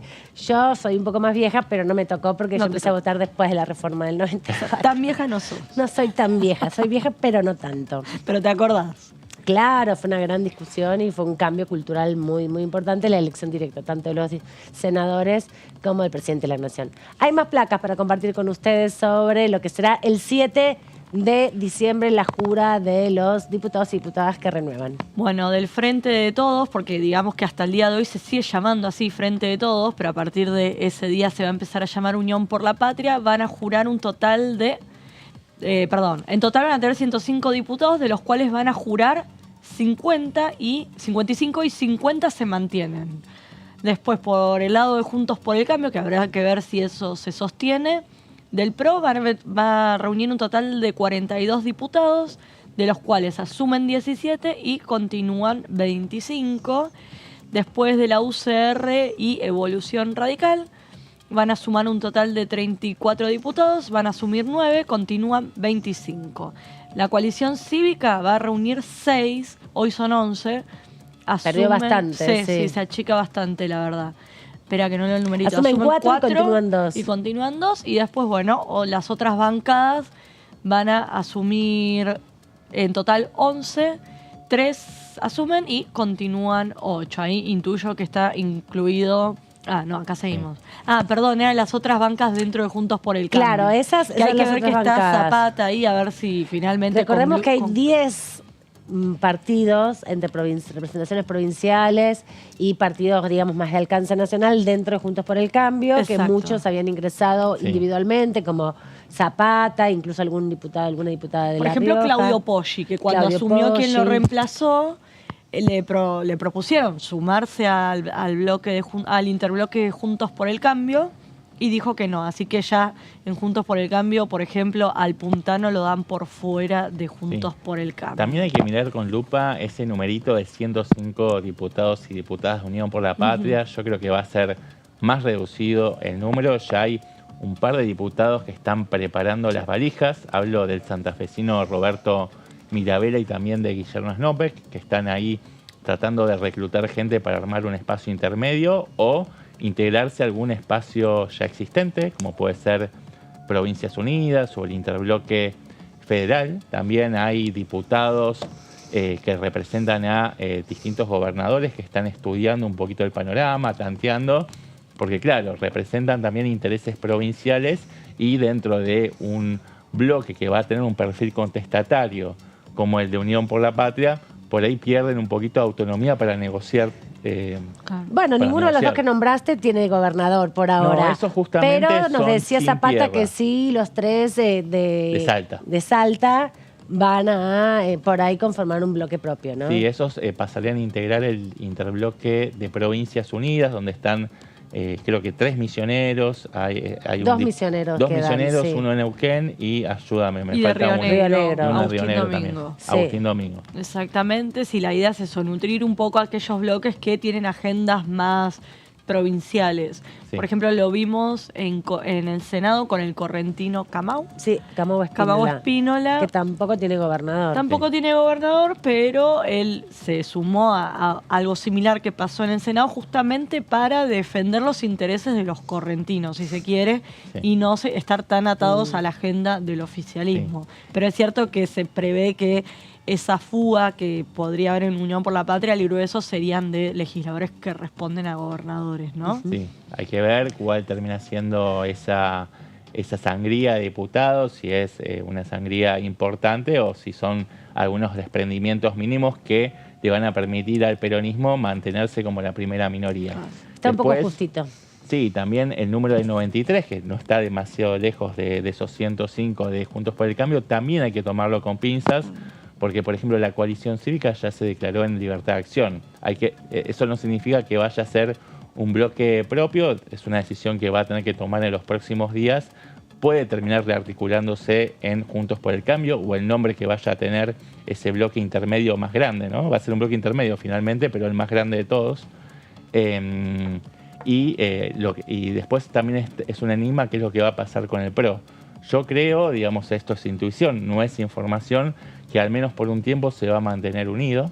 Me parece que hubo algunas señales del burriquismo de que no van a generar una fuga respecto del bloque que hasta ahora venía liderando Cristian Ritondo. Sí, de hecho salió una información, creo que el viernes cuando estábamos acá, que planteaba que algunos del PRO estaban tratando de armar su propia bancada y preguntando a diputados que ingresarían o que responden a Patricia Bullrich, te decía que eso no es así.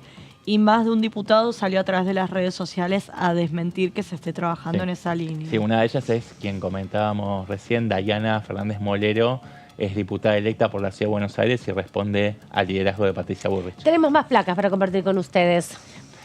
¿Cómo Voy se yo. conforma la Libertad Avanza, entonces? Si querés que siga, Vamos. no te problema. dale. Bueno, la Proceda. Libertad Avanza tendrá 38 diputados, asumen 35 y continúan los 3. En verdad asumen 38, 37, porque hay dos que van a tener que jurar porque Milei y Villarruel... Eso te iba a decir. Continúan 3, o sea, se sostienen esas 3 bancas, pero por lo menos 2 de ellas, que serían Javier Milei y Victoria Villarruel, ya renunciaron, presentaron la renuncia a sus bancas, así que van a ser también reemplazados, pero lo cierto es que a las 3 bancas que tienen desde hace 2 años se le suma nada menos que 35, que es un número más que significativo.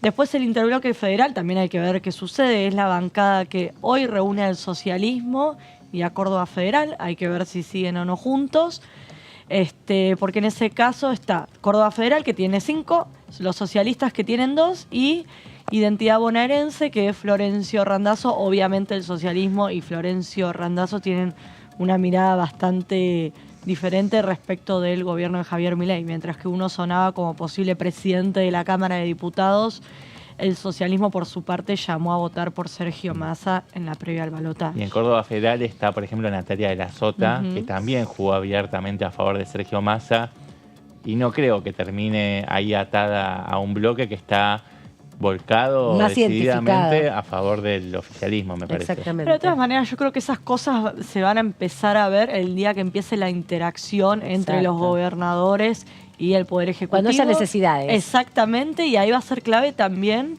el rol que va a tener el ministro del Interior, que justamente es Guillermo Francos, que era uno de los que venía barajando los nombres, y él justamente se inclinaba por un perfil más peronista, como Florencio Randazzo, justamente para facilitar las negociaciones con el peronismo federal, si se quiere, ¿no?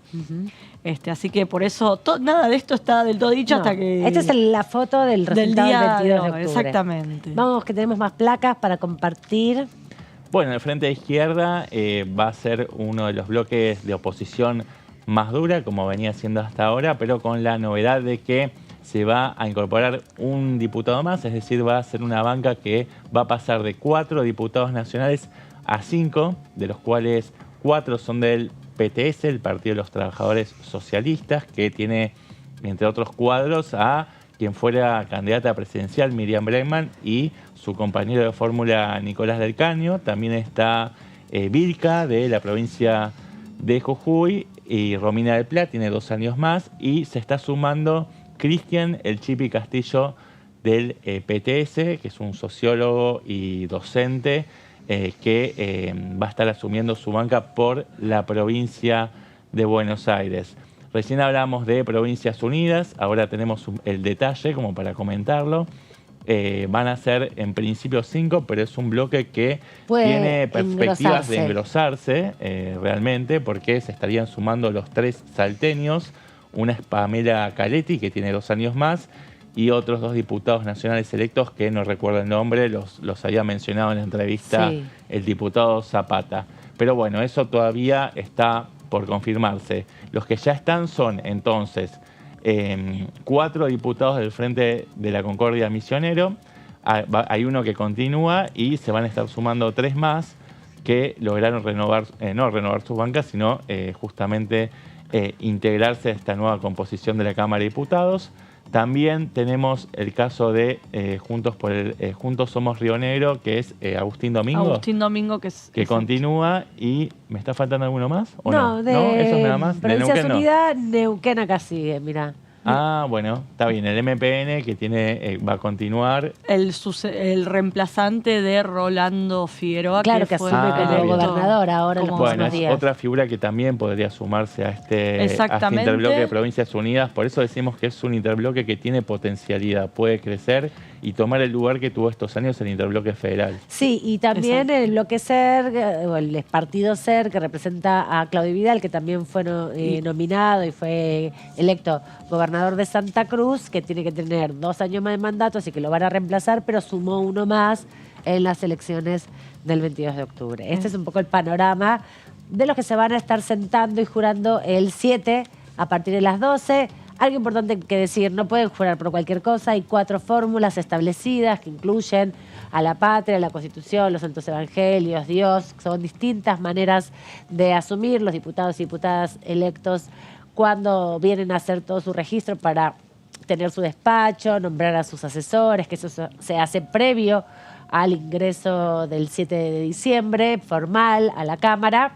También tiene que registrar su huella, sacarse las fotos para el legajo, todo lo que tiene que ver con el alta del cobro de su dieta. Todo eso se hace en una oficina específica que se llama la oficina del legislador que recibe y está todo protocolarizado para que sea muy sencillo y lleguen al día de la jura ya con todo un poco más ordenado. Ahí eligen qué jura van a hacer y se los agrupa por provincia y por tipo de jura. Por eso a veces juran diputados y diputadas de distintos partidos al mismo tiempo. El que todavía no había hecho ese trámite era Maximiliano Guerra. Ah, mirá. Entonces comenzaron todos los rumores de que finalmente no iba a juraría, asumir. no asumiría a su banca, pero el propio Maximiliano Guerra, a través de su cuenta de Twitter, desmintió esas versiones y lo que te dicen es que más allá de que no hagas esos papeles, todo ese tramiterío previo, lo que cuenta es que la Cámara Electoral proclame a los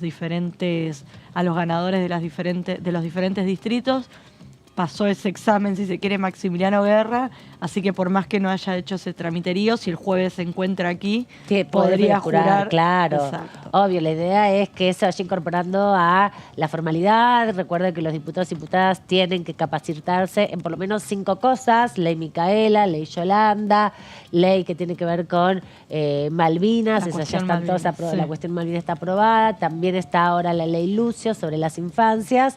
Bueno, y 4, no eran 5, y todo lo que tiene que ver con lo parlamentario, ¿no? Porque si bien tienen asesores de bloques y asesores de cada distintos temas, no tienen más de 3 o 4 asesores, según si sos presidente de bloque, por ahí sí tenés un par más, pero tienen alguien jefe de despacho y un par de asesores más que vienen con los diputados. En general los jefes del despacho son diputados, son trabajadores del Congreso porque conocen la dinámica de la casa. Escribir una ley no es nada sencillo. No. Seguir adelante los debates no es nada sencillo, proponer modificaciones no es sencillo y que te escuchen, ¿no? Porque vos podés hacer todo lo que quieras. El tema es que te den bola también en el interior de tu bloque, porque la característica de La Libertad Avanza es que son medio un paisano de cada pueblo, ¿no? No es un bloque homogéneo que viene con una doctrina, como pueden ser los otros partidos más tradicionales, el PJ, la UCR, incluso el PRO, que tiene más de 20 años, que ya tienen como una dinámica que primero entras como concejal, después como diputado provincial y finalmente llegás a la Cámara de Diputados. De hecho, acá muchos son los primeros en hacer cualquier cosa en política. Sí, de hecho, entre ellos no se conocen entre sí. Claro. Se están empezando a conocer en estas reuniones, por ejemplo, la que tuvo Javier Milei el otro día en el Hotel Libertador. Muchos de ellos no se tenían ni siquiera de cara. Y con Javier Milei, en muchos casos, fue la primera vez que lo vieron cara a cara. Y veremos cómo se va dando esta dinámica. Todo esto, bueno, vamos a ir contando también en los próximos días, porque es media la única actividad que tenemos prevista, y sin duda también están todas las roscas de las reuniones políticas que están manteniendo los bloques, que se tienen que reorganizar de cara al nuevo periodo electoral. El 140 va a ser el 1 de marzo del año que viene. Estas van a ser extraordinarias el periodo 139. Vamos a repasar una parte de lo que dejó la entrevista a Dania Tabela, diputada de la provincia de Buenos Aires, de la Unión Cívica Radical, de Evolución Radical, con nuestro colega y compañero Horacio Embón en DTV Entrevistas, que ustedes pueden ver aquí los viernes a la noche. Nosotros lo que pudimos hacer en esa etapa, hasta la crisis del 18, fue generar los consensos en torno a esos temas. Y el actual ministro, Jaime Persic, desde que es ministro en adelante, los trabajó y de hecho salieron publicadas la semana pasada las resoluciones muy vinculadas a todos estos temas. Muy buen ministro, Persic. Un ministro con mirada de consensos y de diálogo. Tal cual. A diferencia de Trota, ¿no? Entonces me parece que destacó situaciones distintas, también vale la pena aclararlo. Sí, claro. Pero bueno. ¿Vos con Filmus cómo te llevaste? ¿Con quién? En su momento con Filmus, cuando fue ministro. Yo era bastante joven. Sí, claro. Y trabajé con Juan Carlos Pugliese, que era secretario de Políticas Universitarias. Hombre de Tandil. Hombre de Tandil. Sí, lo conocí mucho. Yo trabajé con Juan Carlos en el área de presupuesto universitario, así que con Filmus tengo ese recuerdo y bueno, y ahora sí de verlo de ministro de Ciencia y Técnica. Yo también. deseo que hay cosas que no se queden en el camino. Yo la verdad que yo entiendo que no hay recursos, pero hay proyectos que no se pueden quedar a mitad de camino. Pero porque además, ¿a dónde te llevaría, por ejemplo? Digo, lo voy a plantear con el plan de Ciencia 2030, ¿no? Nosotros trabajamos mucho con explícanos Filmus. eso, el proyecto 2030. Con Filmus trabajamos mucho, junto con Manes, en que ese proyecto llegara al recinto y se aprobara, y de hecho también lo logramos. es una agenda que establece cuáles son los temas estratégicos en los que hay que invertir. Claro. Y lo escuchaba al quien va a ser seguramente el director del CONICET hablar justamente de esos temas. Es decir, no va a podar proyectos. Seguramente va a tener que hacer un ajuste producto de la situación presupuestaria. El tema es tener también la hoja de ruta. ¿A dónde hay que decir? Claro, entonces digo, si el ajuste es por el ajuste en sí mismo, porque tengo que venir y cortar 10%, eso no sirve. No sirve. Pero si ¿Te vos tocó me decís, hacer eso bueno, a vos? ¿Te tocó hacer eso? No, nosotros pudimos encauzar el presupuesto universitario en las líneas estratégicas que queríamos desarrollar. No me tocó hacer la poda del 10%. Hubo otros ministerios que les tocó. Porque tiene que ver con también cómo funcionan. Por eso vos hoy me decías, ¿qué pensás de los ministerios que pasan a ser secretaría? Y la verdad es que es una discusión casi semántica, porque en realidad el tema es si no te recortan competencias y si no te recortan funcionamiento, digamos, si sos ministro o secretario y haces las cosas bien, no te recortan competencias. Pero ahora va a estar todo incluido en ese ministerio humano, no sé cómo se llama. Bueno, todavía es como un gran enigma eso, ¿no? Y todo es un enigma. Vamos a ver cómo es muy difícil juntar 4 ministerios. Me parece, no sé, yo soy muy ignorante. A nosotros en la gestión post-paso, en el 17, acordate que el presidente Macri toma la decisión de unificar varias carteras. Sí. Y la verdad que se hace dificultoso. Bueno, así nos encontró la pandemia sin Ministerio de Salud, sin Educación. Se hace dificultoso el funcionamiento, porque vos tenés líneas que ya existen, normativas que tenés que poder amalgamar.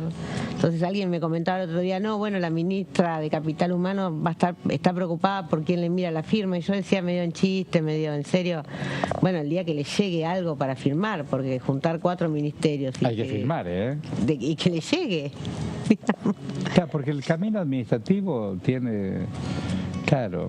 No es algo que vos definís por decreto o en una ley. No, tenés que hacer un camino. Claro, hay que generar una cultura nueva de la burocracia. Yo venía armando el espacio de evolución en la provincia de Buenos Aires. ¿Y ellos caminaron con vos? Con Lustó, y cuando se armó la integración de Dar el Paso, Facundo, que me conocía de antes, del sistema universitario, entre los nombres que tenía para evaluar, me eligieron el mío. Ahí está Margarita Stolbizer. También he trabajado con Margarita. Hemos charlado tan lindamente con Margarita. Una gran dirigente política también. Sí, ¿no? Además, muy buena persona, además. Trabajé con Mujeres y Diversidad, y con la diputada Macha logramos incorporar la violencia digital como parte de la violencia contra la mujer. ¿Qué es eso? Es la ley Olimpia. Nosotras teníamos, yo en realidad representé un proyecto que había presentado la diputada Josefina Mendoza, que también es parte de mi espacio y de mi equipo. Yo lo representé, Mónica Macha había presentado uno parecido. Teníamos pequeñas diferencias, la verdad que nuestros equipos trabajaron en pulirlas, en ordenarlas, y llegamos a un dictamen consensuado. Después pasó a recinto, se aprobó, volvió del Senado con unas correcciones y ahora es ley. Y tiene que ver con esto de hacer la analogía entre la violencia del campo analógico, digamos, del físico, respecto de la violencia digital. Y ahí también es importante la escucha. A ver. Porque vos fíjate que esa ley, que si bien viene a partir de un caso que vive una chica en México, que es la que lo propicia, la ley Olimpia de México, acá en Argentina hay muchísimos casos. Y vos sabés que a mí me llamó la atención. Contale de qué se trata, porque a lo mejor no saben. La ley Olimpia lo que establece justamente que la violencia digital es un tipo de violencia contra la mujer. Establece cuáles son esas violencias digitales, que tiene que ver con la difusión de material privado, sin consentimiento, videos, fotografías, audios, etcétera. Y que además se usan como mecanismo de extorsión. Plenamente. En general esto genera que las mujeres se retiren de las redes, que se alejen de sus lugares de trabajo, en muchos casos que se vayan de las ciudades, y el caso más duro, o uno de los casos más duros que a mí me ha tocado más de cerca, es el caso Belén, una chica, mujer policía de la ciudad de Bragado, que se suicidó porque su expareja publicaba... También la policía, creo. Claro, publicaba videos íntimos, mamá de 2 nenes. Con eso y mamá de 2 nenes. Mamá de 2 nenes. Mamá de 2 nenes. Bueno, Bragado es una ciudad chica, se conoce todo el mundo. Y los hizo circular esa foto. Claro. Entonces, nosotros no somos conscientes muchas veces de eso. No, de del hecho, daño. Con Mónica hablábamos, con la diputada Macha hablábamos, que nos llamaba la atención que cuando se aprobó la ley casi no lo tomaron los medios nacionales. No me digas. Los grandes diarios, los grandes medios nacionales no tomaron el tema. No parecía un tema importante, pero no sé la cantidad de medios del interior, sí, claro, de la provincia y del país que tomaron el tema. Y te llamaban los periodistas y te decían, acá pasó tal cosa y acá hubo tal caso. Claro. Porque en esas comunidades el impacto es mucho mayor. ¿Qué te parece? Entonces digo, me parece que hay muchas de estas cuestiones que tienen que ver con estar cerca. Pueden ver la entrevista completa en el canal de YouTube de Diputados TV. Es una extensa y profunda entrevista que realizó nuestro colega Horacio Mbón en el marco de DT Entrevista todos los viernes a las 23 horas con uno o una diputada de la Nación en el contexto de poder conocerlos con más profundidad. Pero también decirles que en el día de ayer se celebró el Día Internacional justamente de las Personas con Discapacidad, una fecha que se estableció en Naciones Unidas a partir del año 92 para reflexionar sobre la necesidad y la minimización de los obstáculos que limitan tanto la autonomía como la participación plena de las personas con discapacidad en la vida social cotidiana. Argentina tiene una ley y que tiene una serie de leyes, pero una de ellas establece, por ejemplo, la obligatoriedad de incorporar trabajadores y trabajadoras con algún tipo de discapacidad. No tiene por qué ser gravísima la discapacidad, sino dar la posibilidad de que se levanten esas barreras o se disminuyan esas dificultades y promover la incorporación del 1% del plantel laboral a ese universo de ciudadanos y ciudadanas que siempre se le hace mucho más difícil encontrar un trabajo. El Congreso de la Nación, y esto lo recordamos a partir de los intercambios que se dieron por la modificación del Certificado Único de Discapacidad, es uno de los únicos casi estamentos del Estado que llega a cumplir el 1% de incorporación de trabajadores y trabajadoras con algún grado de discapacidad. Así que es un orgullo, en definitiva, que nuestra Cámara sea la única institución del Estado argentino que está cumpliendo casi con la totalidad de la ley. No llega al 1%, pero está ahí muy cerquita. Las próximas incorporaciones ya van a dar ese salto en calidad donde trabajadores y trabajadoras con algún grado de discapacidad se pueden incorporar a trabajar en el Congreso sin discriminación. Y eso también tiene que ver con que justamente todos nosotros y nosotras que circulamos por acá podamos ir dándonos cuenta que no tengamos una perspectiva capacitista limitante de las personas con discapacidad, sino todo lo contrario. Y vamos a hablar con Débora sobre el Certificado Único de Discapacidad, que es una cuestión pendiente todavía que queda en la Cámara de Diputados, porque en su momento el candidato presidente Sergio Massa había propiciado una resolución que duraba hasta fin de este año para que las personas con discapacidad no pierdan sus certificados si ingresaban a algún empleo formal, el subsidio que se les da por discapacidad. Veremos qué pasa con eso y de esto me estás un poco hablando en los... Yo te voy a hablar, vamos a hacer repaso de lo que pasó este año, que también se retomó la agenda de discapacidad, pero ¿qué se hizo en el Congreso? En abril de este año se terminó de sancionar la ley que flexibiliza los trámites para la renovación del Certificado Único de Discapacidad, también conocido como CUD, y permite que ese documento pueda expedirse sin fecha de vencimiento. Pues no nos olvidemos que hasta la sanción de esta ley, que culminó el tratamiento en el Senado, todos los años las personas que tenían algún tipo de discapacidad tenían que ir sí o sí obligatoriamente a renovarlo. ¿Qué se hizo este año o qué se convirtió este año? La modificación del artículo ley de la ley 22.431, que establece que cuando la discapacidad funcional sea permanente e irreversible, el certificado único se expedirá por única vez y de manera definitiva. No tener fecha de vencimiento. No olvidemos acá el caso, siempre poníamos como ejemplo de una persona, no sé, que le amputaron una pierna y aún así tenía que ir todos los años y hacer los trámites, y el planteo que hacían era: no me va a crecer la pierna de un año a otro, y aún así le hacían hacer certificado, bueno, Sí. lo que se trató de hacer es agilizar.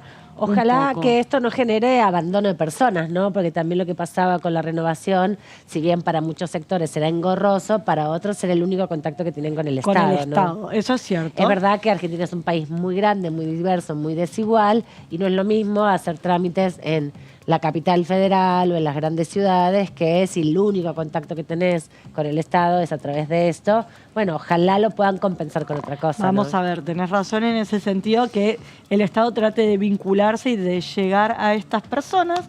Pasamos a la siguiente plaquita, que además en estos supuestos solamente se extenderá un nuevo certificado, es decir, no el CUD, a solicitud de la persona interesada ante un caso de deterioro, extravío, hurto o robo. Es decir, si lo perdiste, te dan uno nuevo, pero no es que lo tenés que renovar porque vence, ¿no? Vamos con algunos datitos. Según datos del INDEC del año 2018, nada menos que el 10,2% de la población de la Argentina tenía algún tipo de discapacidad. Esto no quiere decir que todas las personas tienen un certificado único de por vida, sino que obviamente depende el diagnóstico que tenga la persona, ¿no? Pasamos a la siguiente plaquita. Es esta. Ah, bien. Ah, tenés razón. El CUD permite ejercer los derechos y acceder a las prestaciones previstas en las leyes nacionales 22.431 y 24.901, por ejemplo, no pagar transporte público o pagar una tarifa menor, o por ejemplo cuando tenés que hacer un viaje a larga distancia también te cubre algún tramo y demás. Bueno, hay una serie de prestaciones que para que te las den necesariamente tenés que presentar este certificado, por eso es tan importante y por eso se trata de agilizar, ¿no? Aproximadamente, siempre de acuerdo al INDEC, 3 de cada 10 personas con dificultad tiene vigente el CUD y 6 de cada 10 no lo tienen. Uf, es un montón. Así que es muy importante que se difunda más para justamente poder acceder a los beneficios que tendrían todo este universo, ¿no? Tiene como beneficios, acá se los vamos a contar un poco para aquel que no lo tramitó.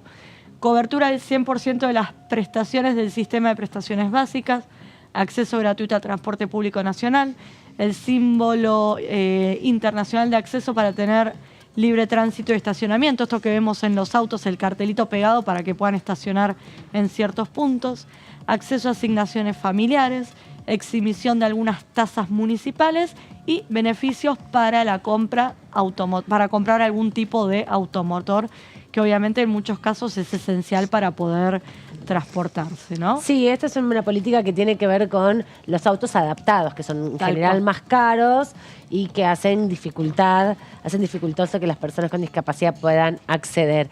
Estamos repasando esta información porque hoy el día de ayer se conmemoró el Día Internacional de Lucha de las personas con discapacidad, para su reconocimiento y para ir desterrando prejuicios. Y antes de despedirnos y agradeciéndoles tanto Seba como Débora, los veo el lunes que viene, a ustedes formalmente Sí, acá, nos vamos a ver el jueves, en los seguramente pasillos nos vamos a cruzar. en los pasillos de la Cámara se comenta que nos vamos a ver igual, pero a ustedes los queremos dejar con un material audiovisual de la Cámara de Diputados sobre la discapacidad, en homenaje también a todos los trabajadores y trabajadoras de esta Cámara que han ingresado por el cupo de discapacidad y que son nuestros compañeros de la actividad cotidiana. Nos vemos en cualquier momento aquí en Diputados TV.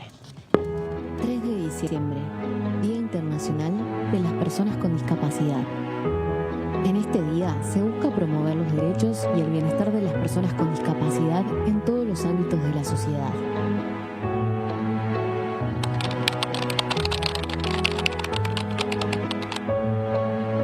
Creo que es un paso adelante en eliminar una de las tantas trabas burocráticas que tenemos los familiares de personas con discapacidad. ¿Es una solución definitiva a los problemas?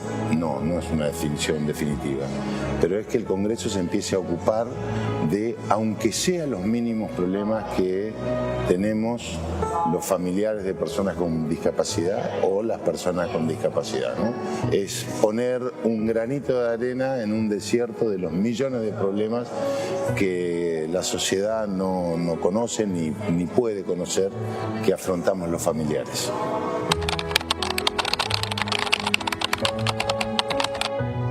Mi hijo tiene 31 años. Y yo podría decir que mi hijo tiene parálisis cerebral.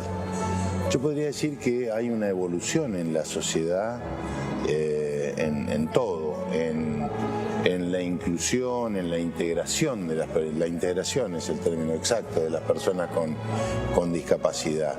Empiezan a haber menos barreras arquitectónicas, la discapacidad, las personas con discapacidad empiezan a tener un poco más de visibilidad, y a medida que tengan más visibilidad aparecen todos los derechos que les son negados.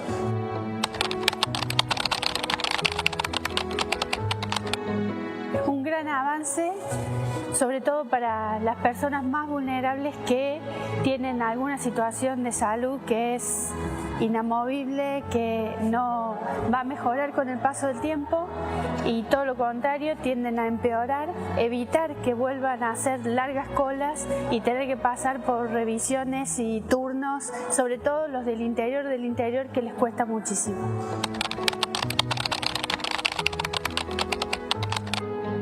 Trabajamos para que así sea. Las personas con discapacidad tienen que ser tenidas en cuenta, tienen que ser integradas, tienen que ser incluidas porque son sujetos de derecho. Lo que tenemos que hacer es capacitarnos en una ciudadanía mucho más inclusiva.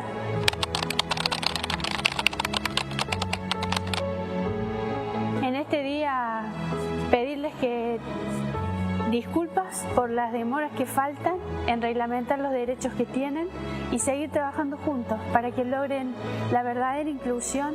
Nadie está exento de tener una discapacidad. Siempre el hecho de que exista, aunque sea un día al año, que conmemore o que recuerde algo en particular, me parece que es muy valioso, y en nuestro caso, de las personas con discapacidad, el hecho de visibilizar que existe la discapacidad, que hay un gran trabajo que hacer al respecto, de poder elevar la voz y que por lo menos ese día seamos un poco más escuchados que el resto de los días. El tener un trabajo formal es importantísimo porque significa autonomía, por un lado, significa elevar tu autoestima, significa realizar una tarea que te deje una satisfacción, significa crecimiento personal, significa interactuar socialmente con tus compañeros de trabajo, aspirar a promoverte en ese trabajo y sentirte como debe ser, como una persona más. El día que supe que podía ingresar al Congreso de la Nación, aparte de ser una institución de la categoría y del nivel que es el Congreso de cualquier país, imagínense lo que uno puede sentir. La verdad es un gran honor y ha sido para mí muy enriquecedor.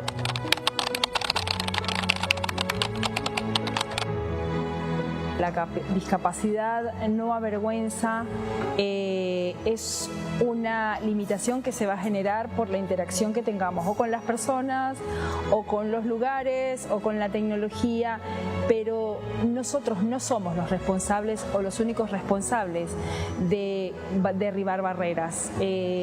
Toda la sociedad nos tiene que acompañar en esto, de poder empezar a pensar la discapacidad como esa barrera que ponemos cuando no entendemos o cuando no conocemos y no nos abrimos a preguntar, a saber.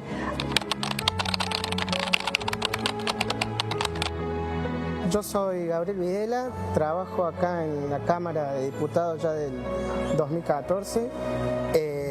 Entré por el programa que era Oportunidades para Personas con Discapacidad y bueno, tuve la fortuna de quedar y bueno, ya estoy en planta permanente como todos los compañeros. Y estoy muy agradecido por la oportunidad que tuve teniendo una discapacidad, la oportunidad que me dio la Cámara.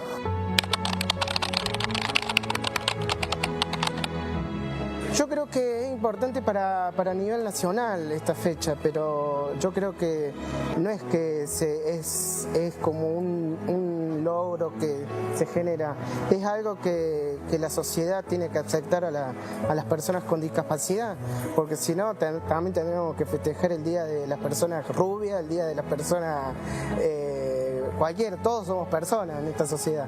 Así que lo importante es que incluyamos a todos y tengamos conciencia de las personas con discapacidad. Falta tomar conciencia y hay algo que siempre pongo en ejemplo, que las personas tienen que tomar un poquito de empatía hacia las otras personas y ponerse en el lugar de una persona con discapacidad. Yo te cuento mi caso, que mi discapacidad, la que yo tengo, es la única discapacidad que causa burla. Todas las personas tomemos conciencia que somos parte de una sociedad, que somos todos iguales, que acá no tiene que haber ninguna diferencia de altura, de color, de género, no tiene que haber ninguna diferencia, todas las personas somos iguales, por eso estamos en este mundo. Uniendo voces. Diputados Argentina.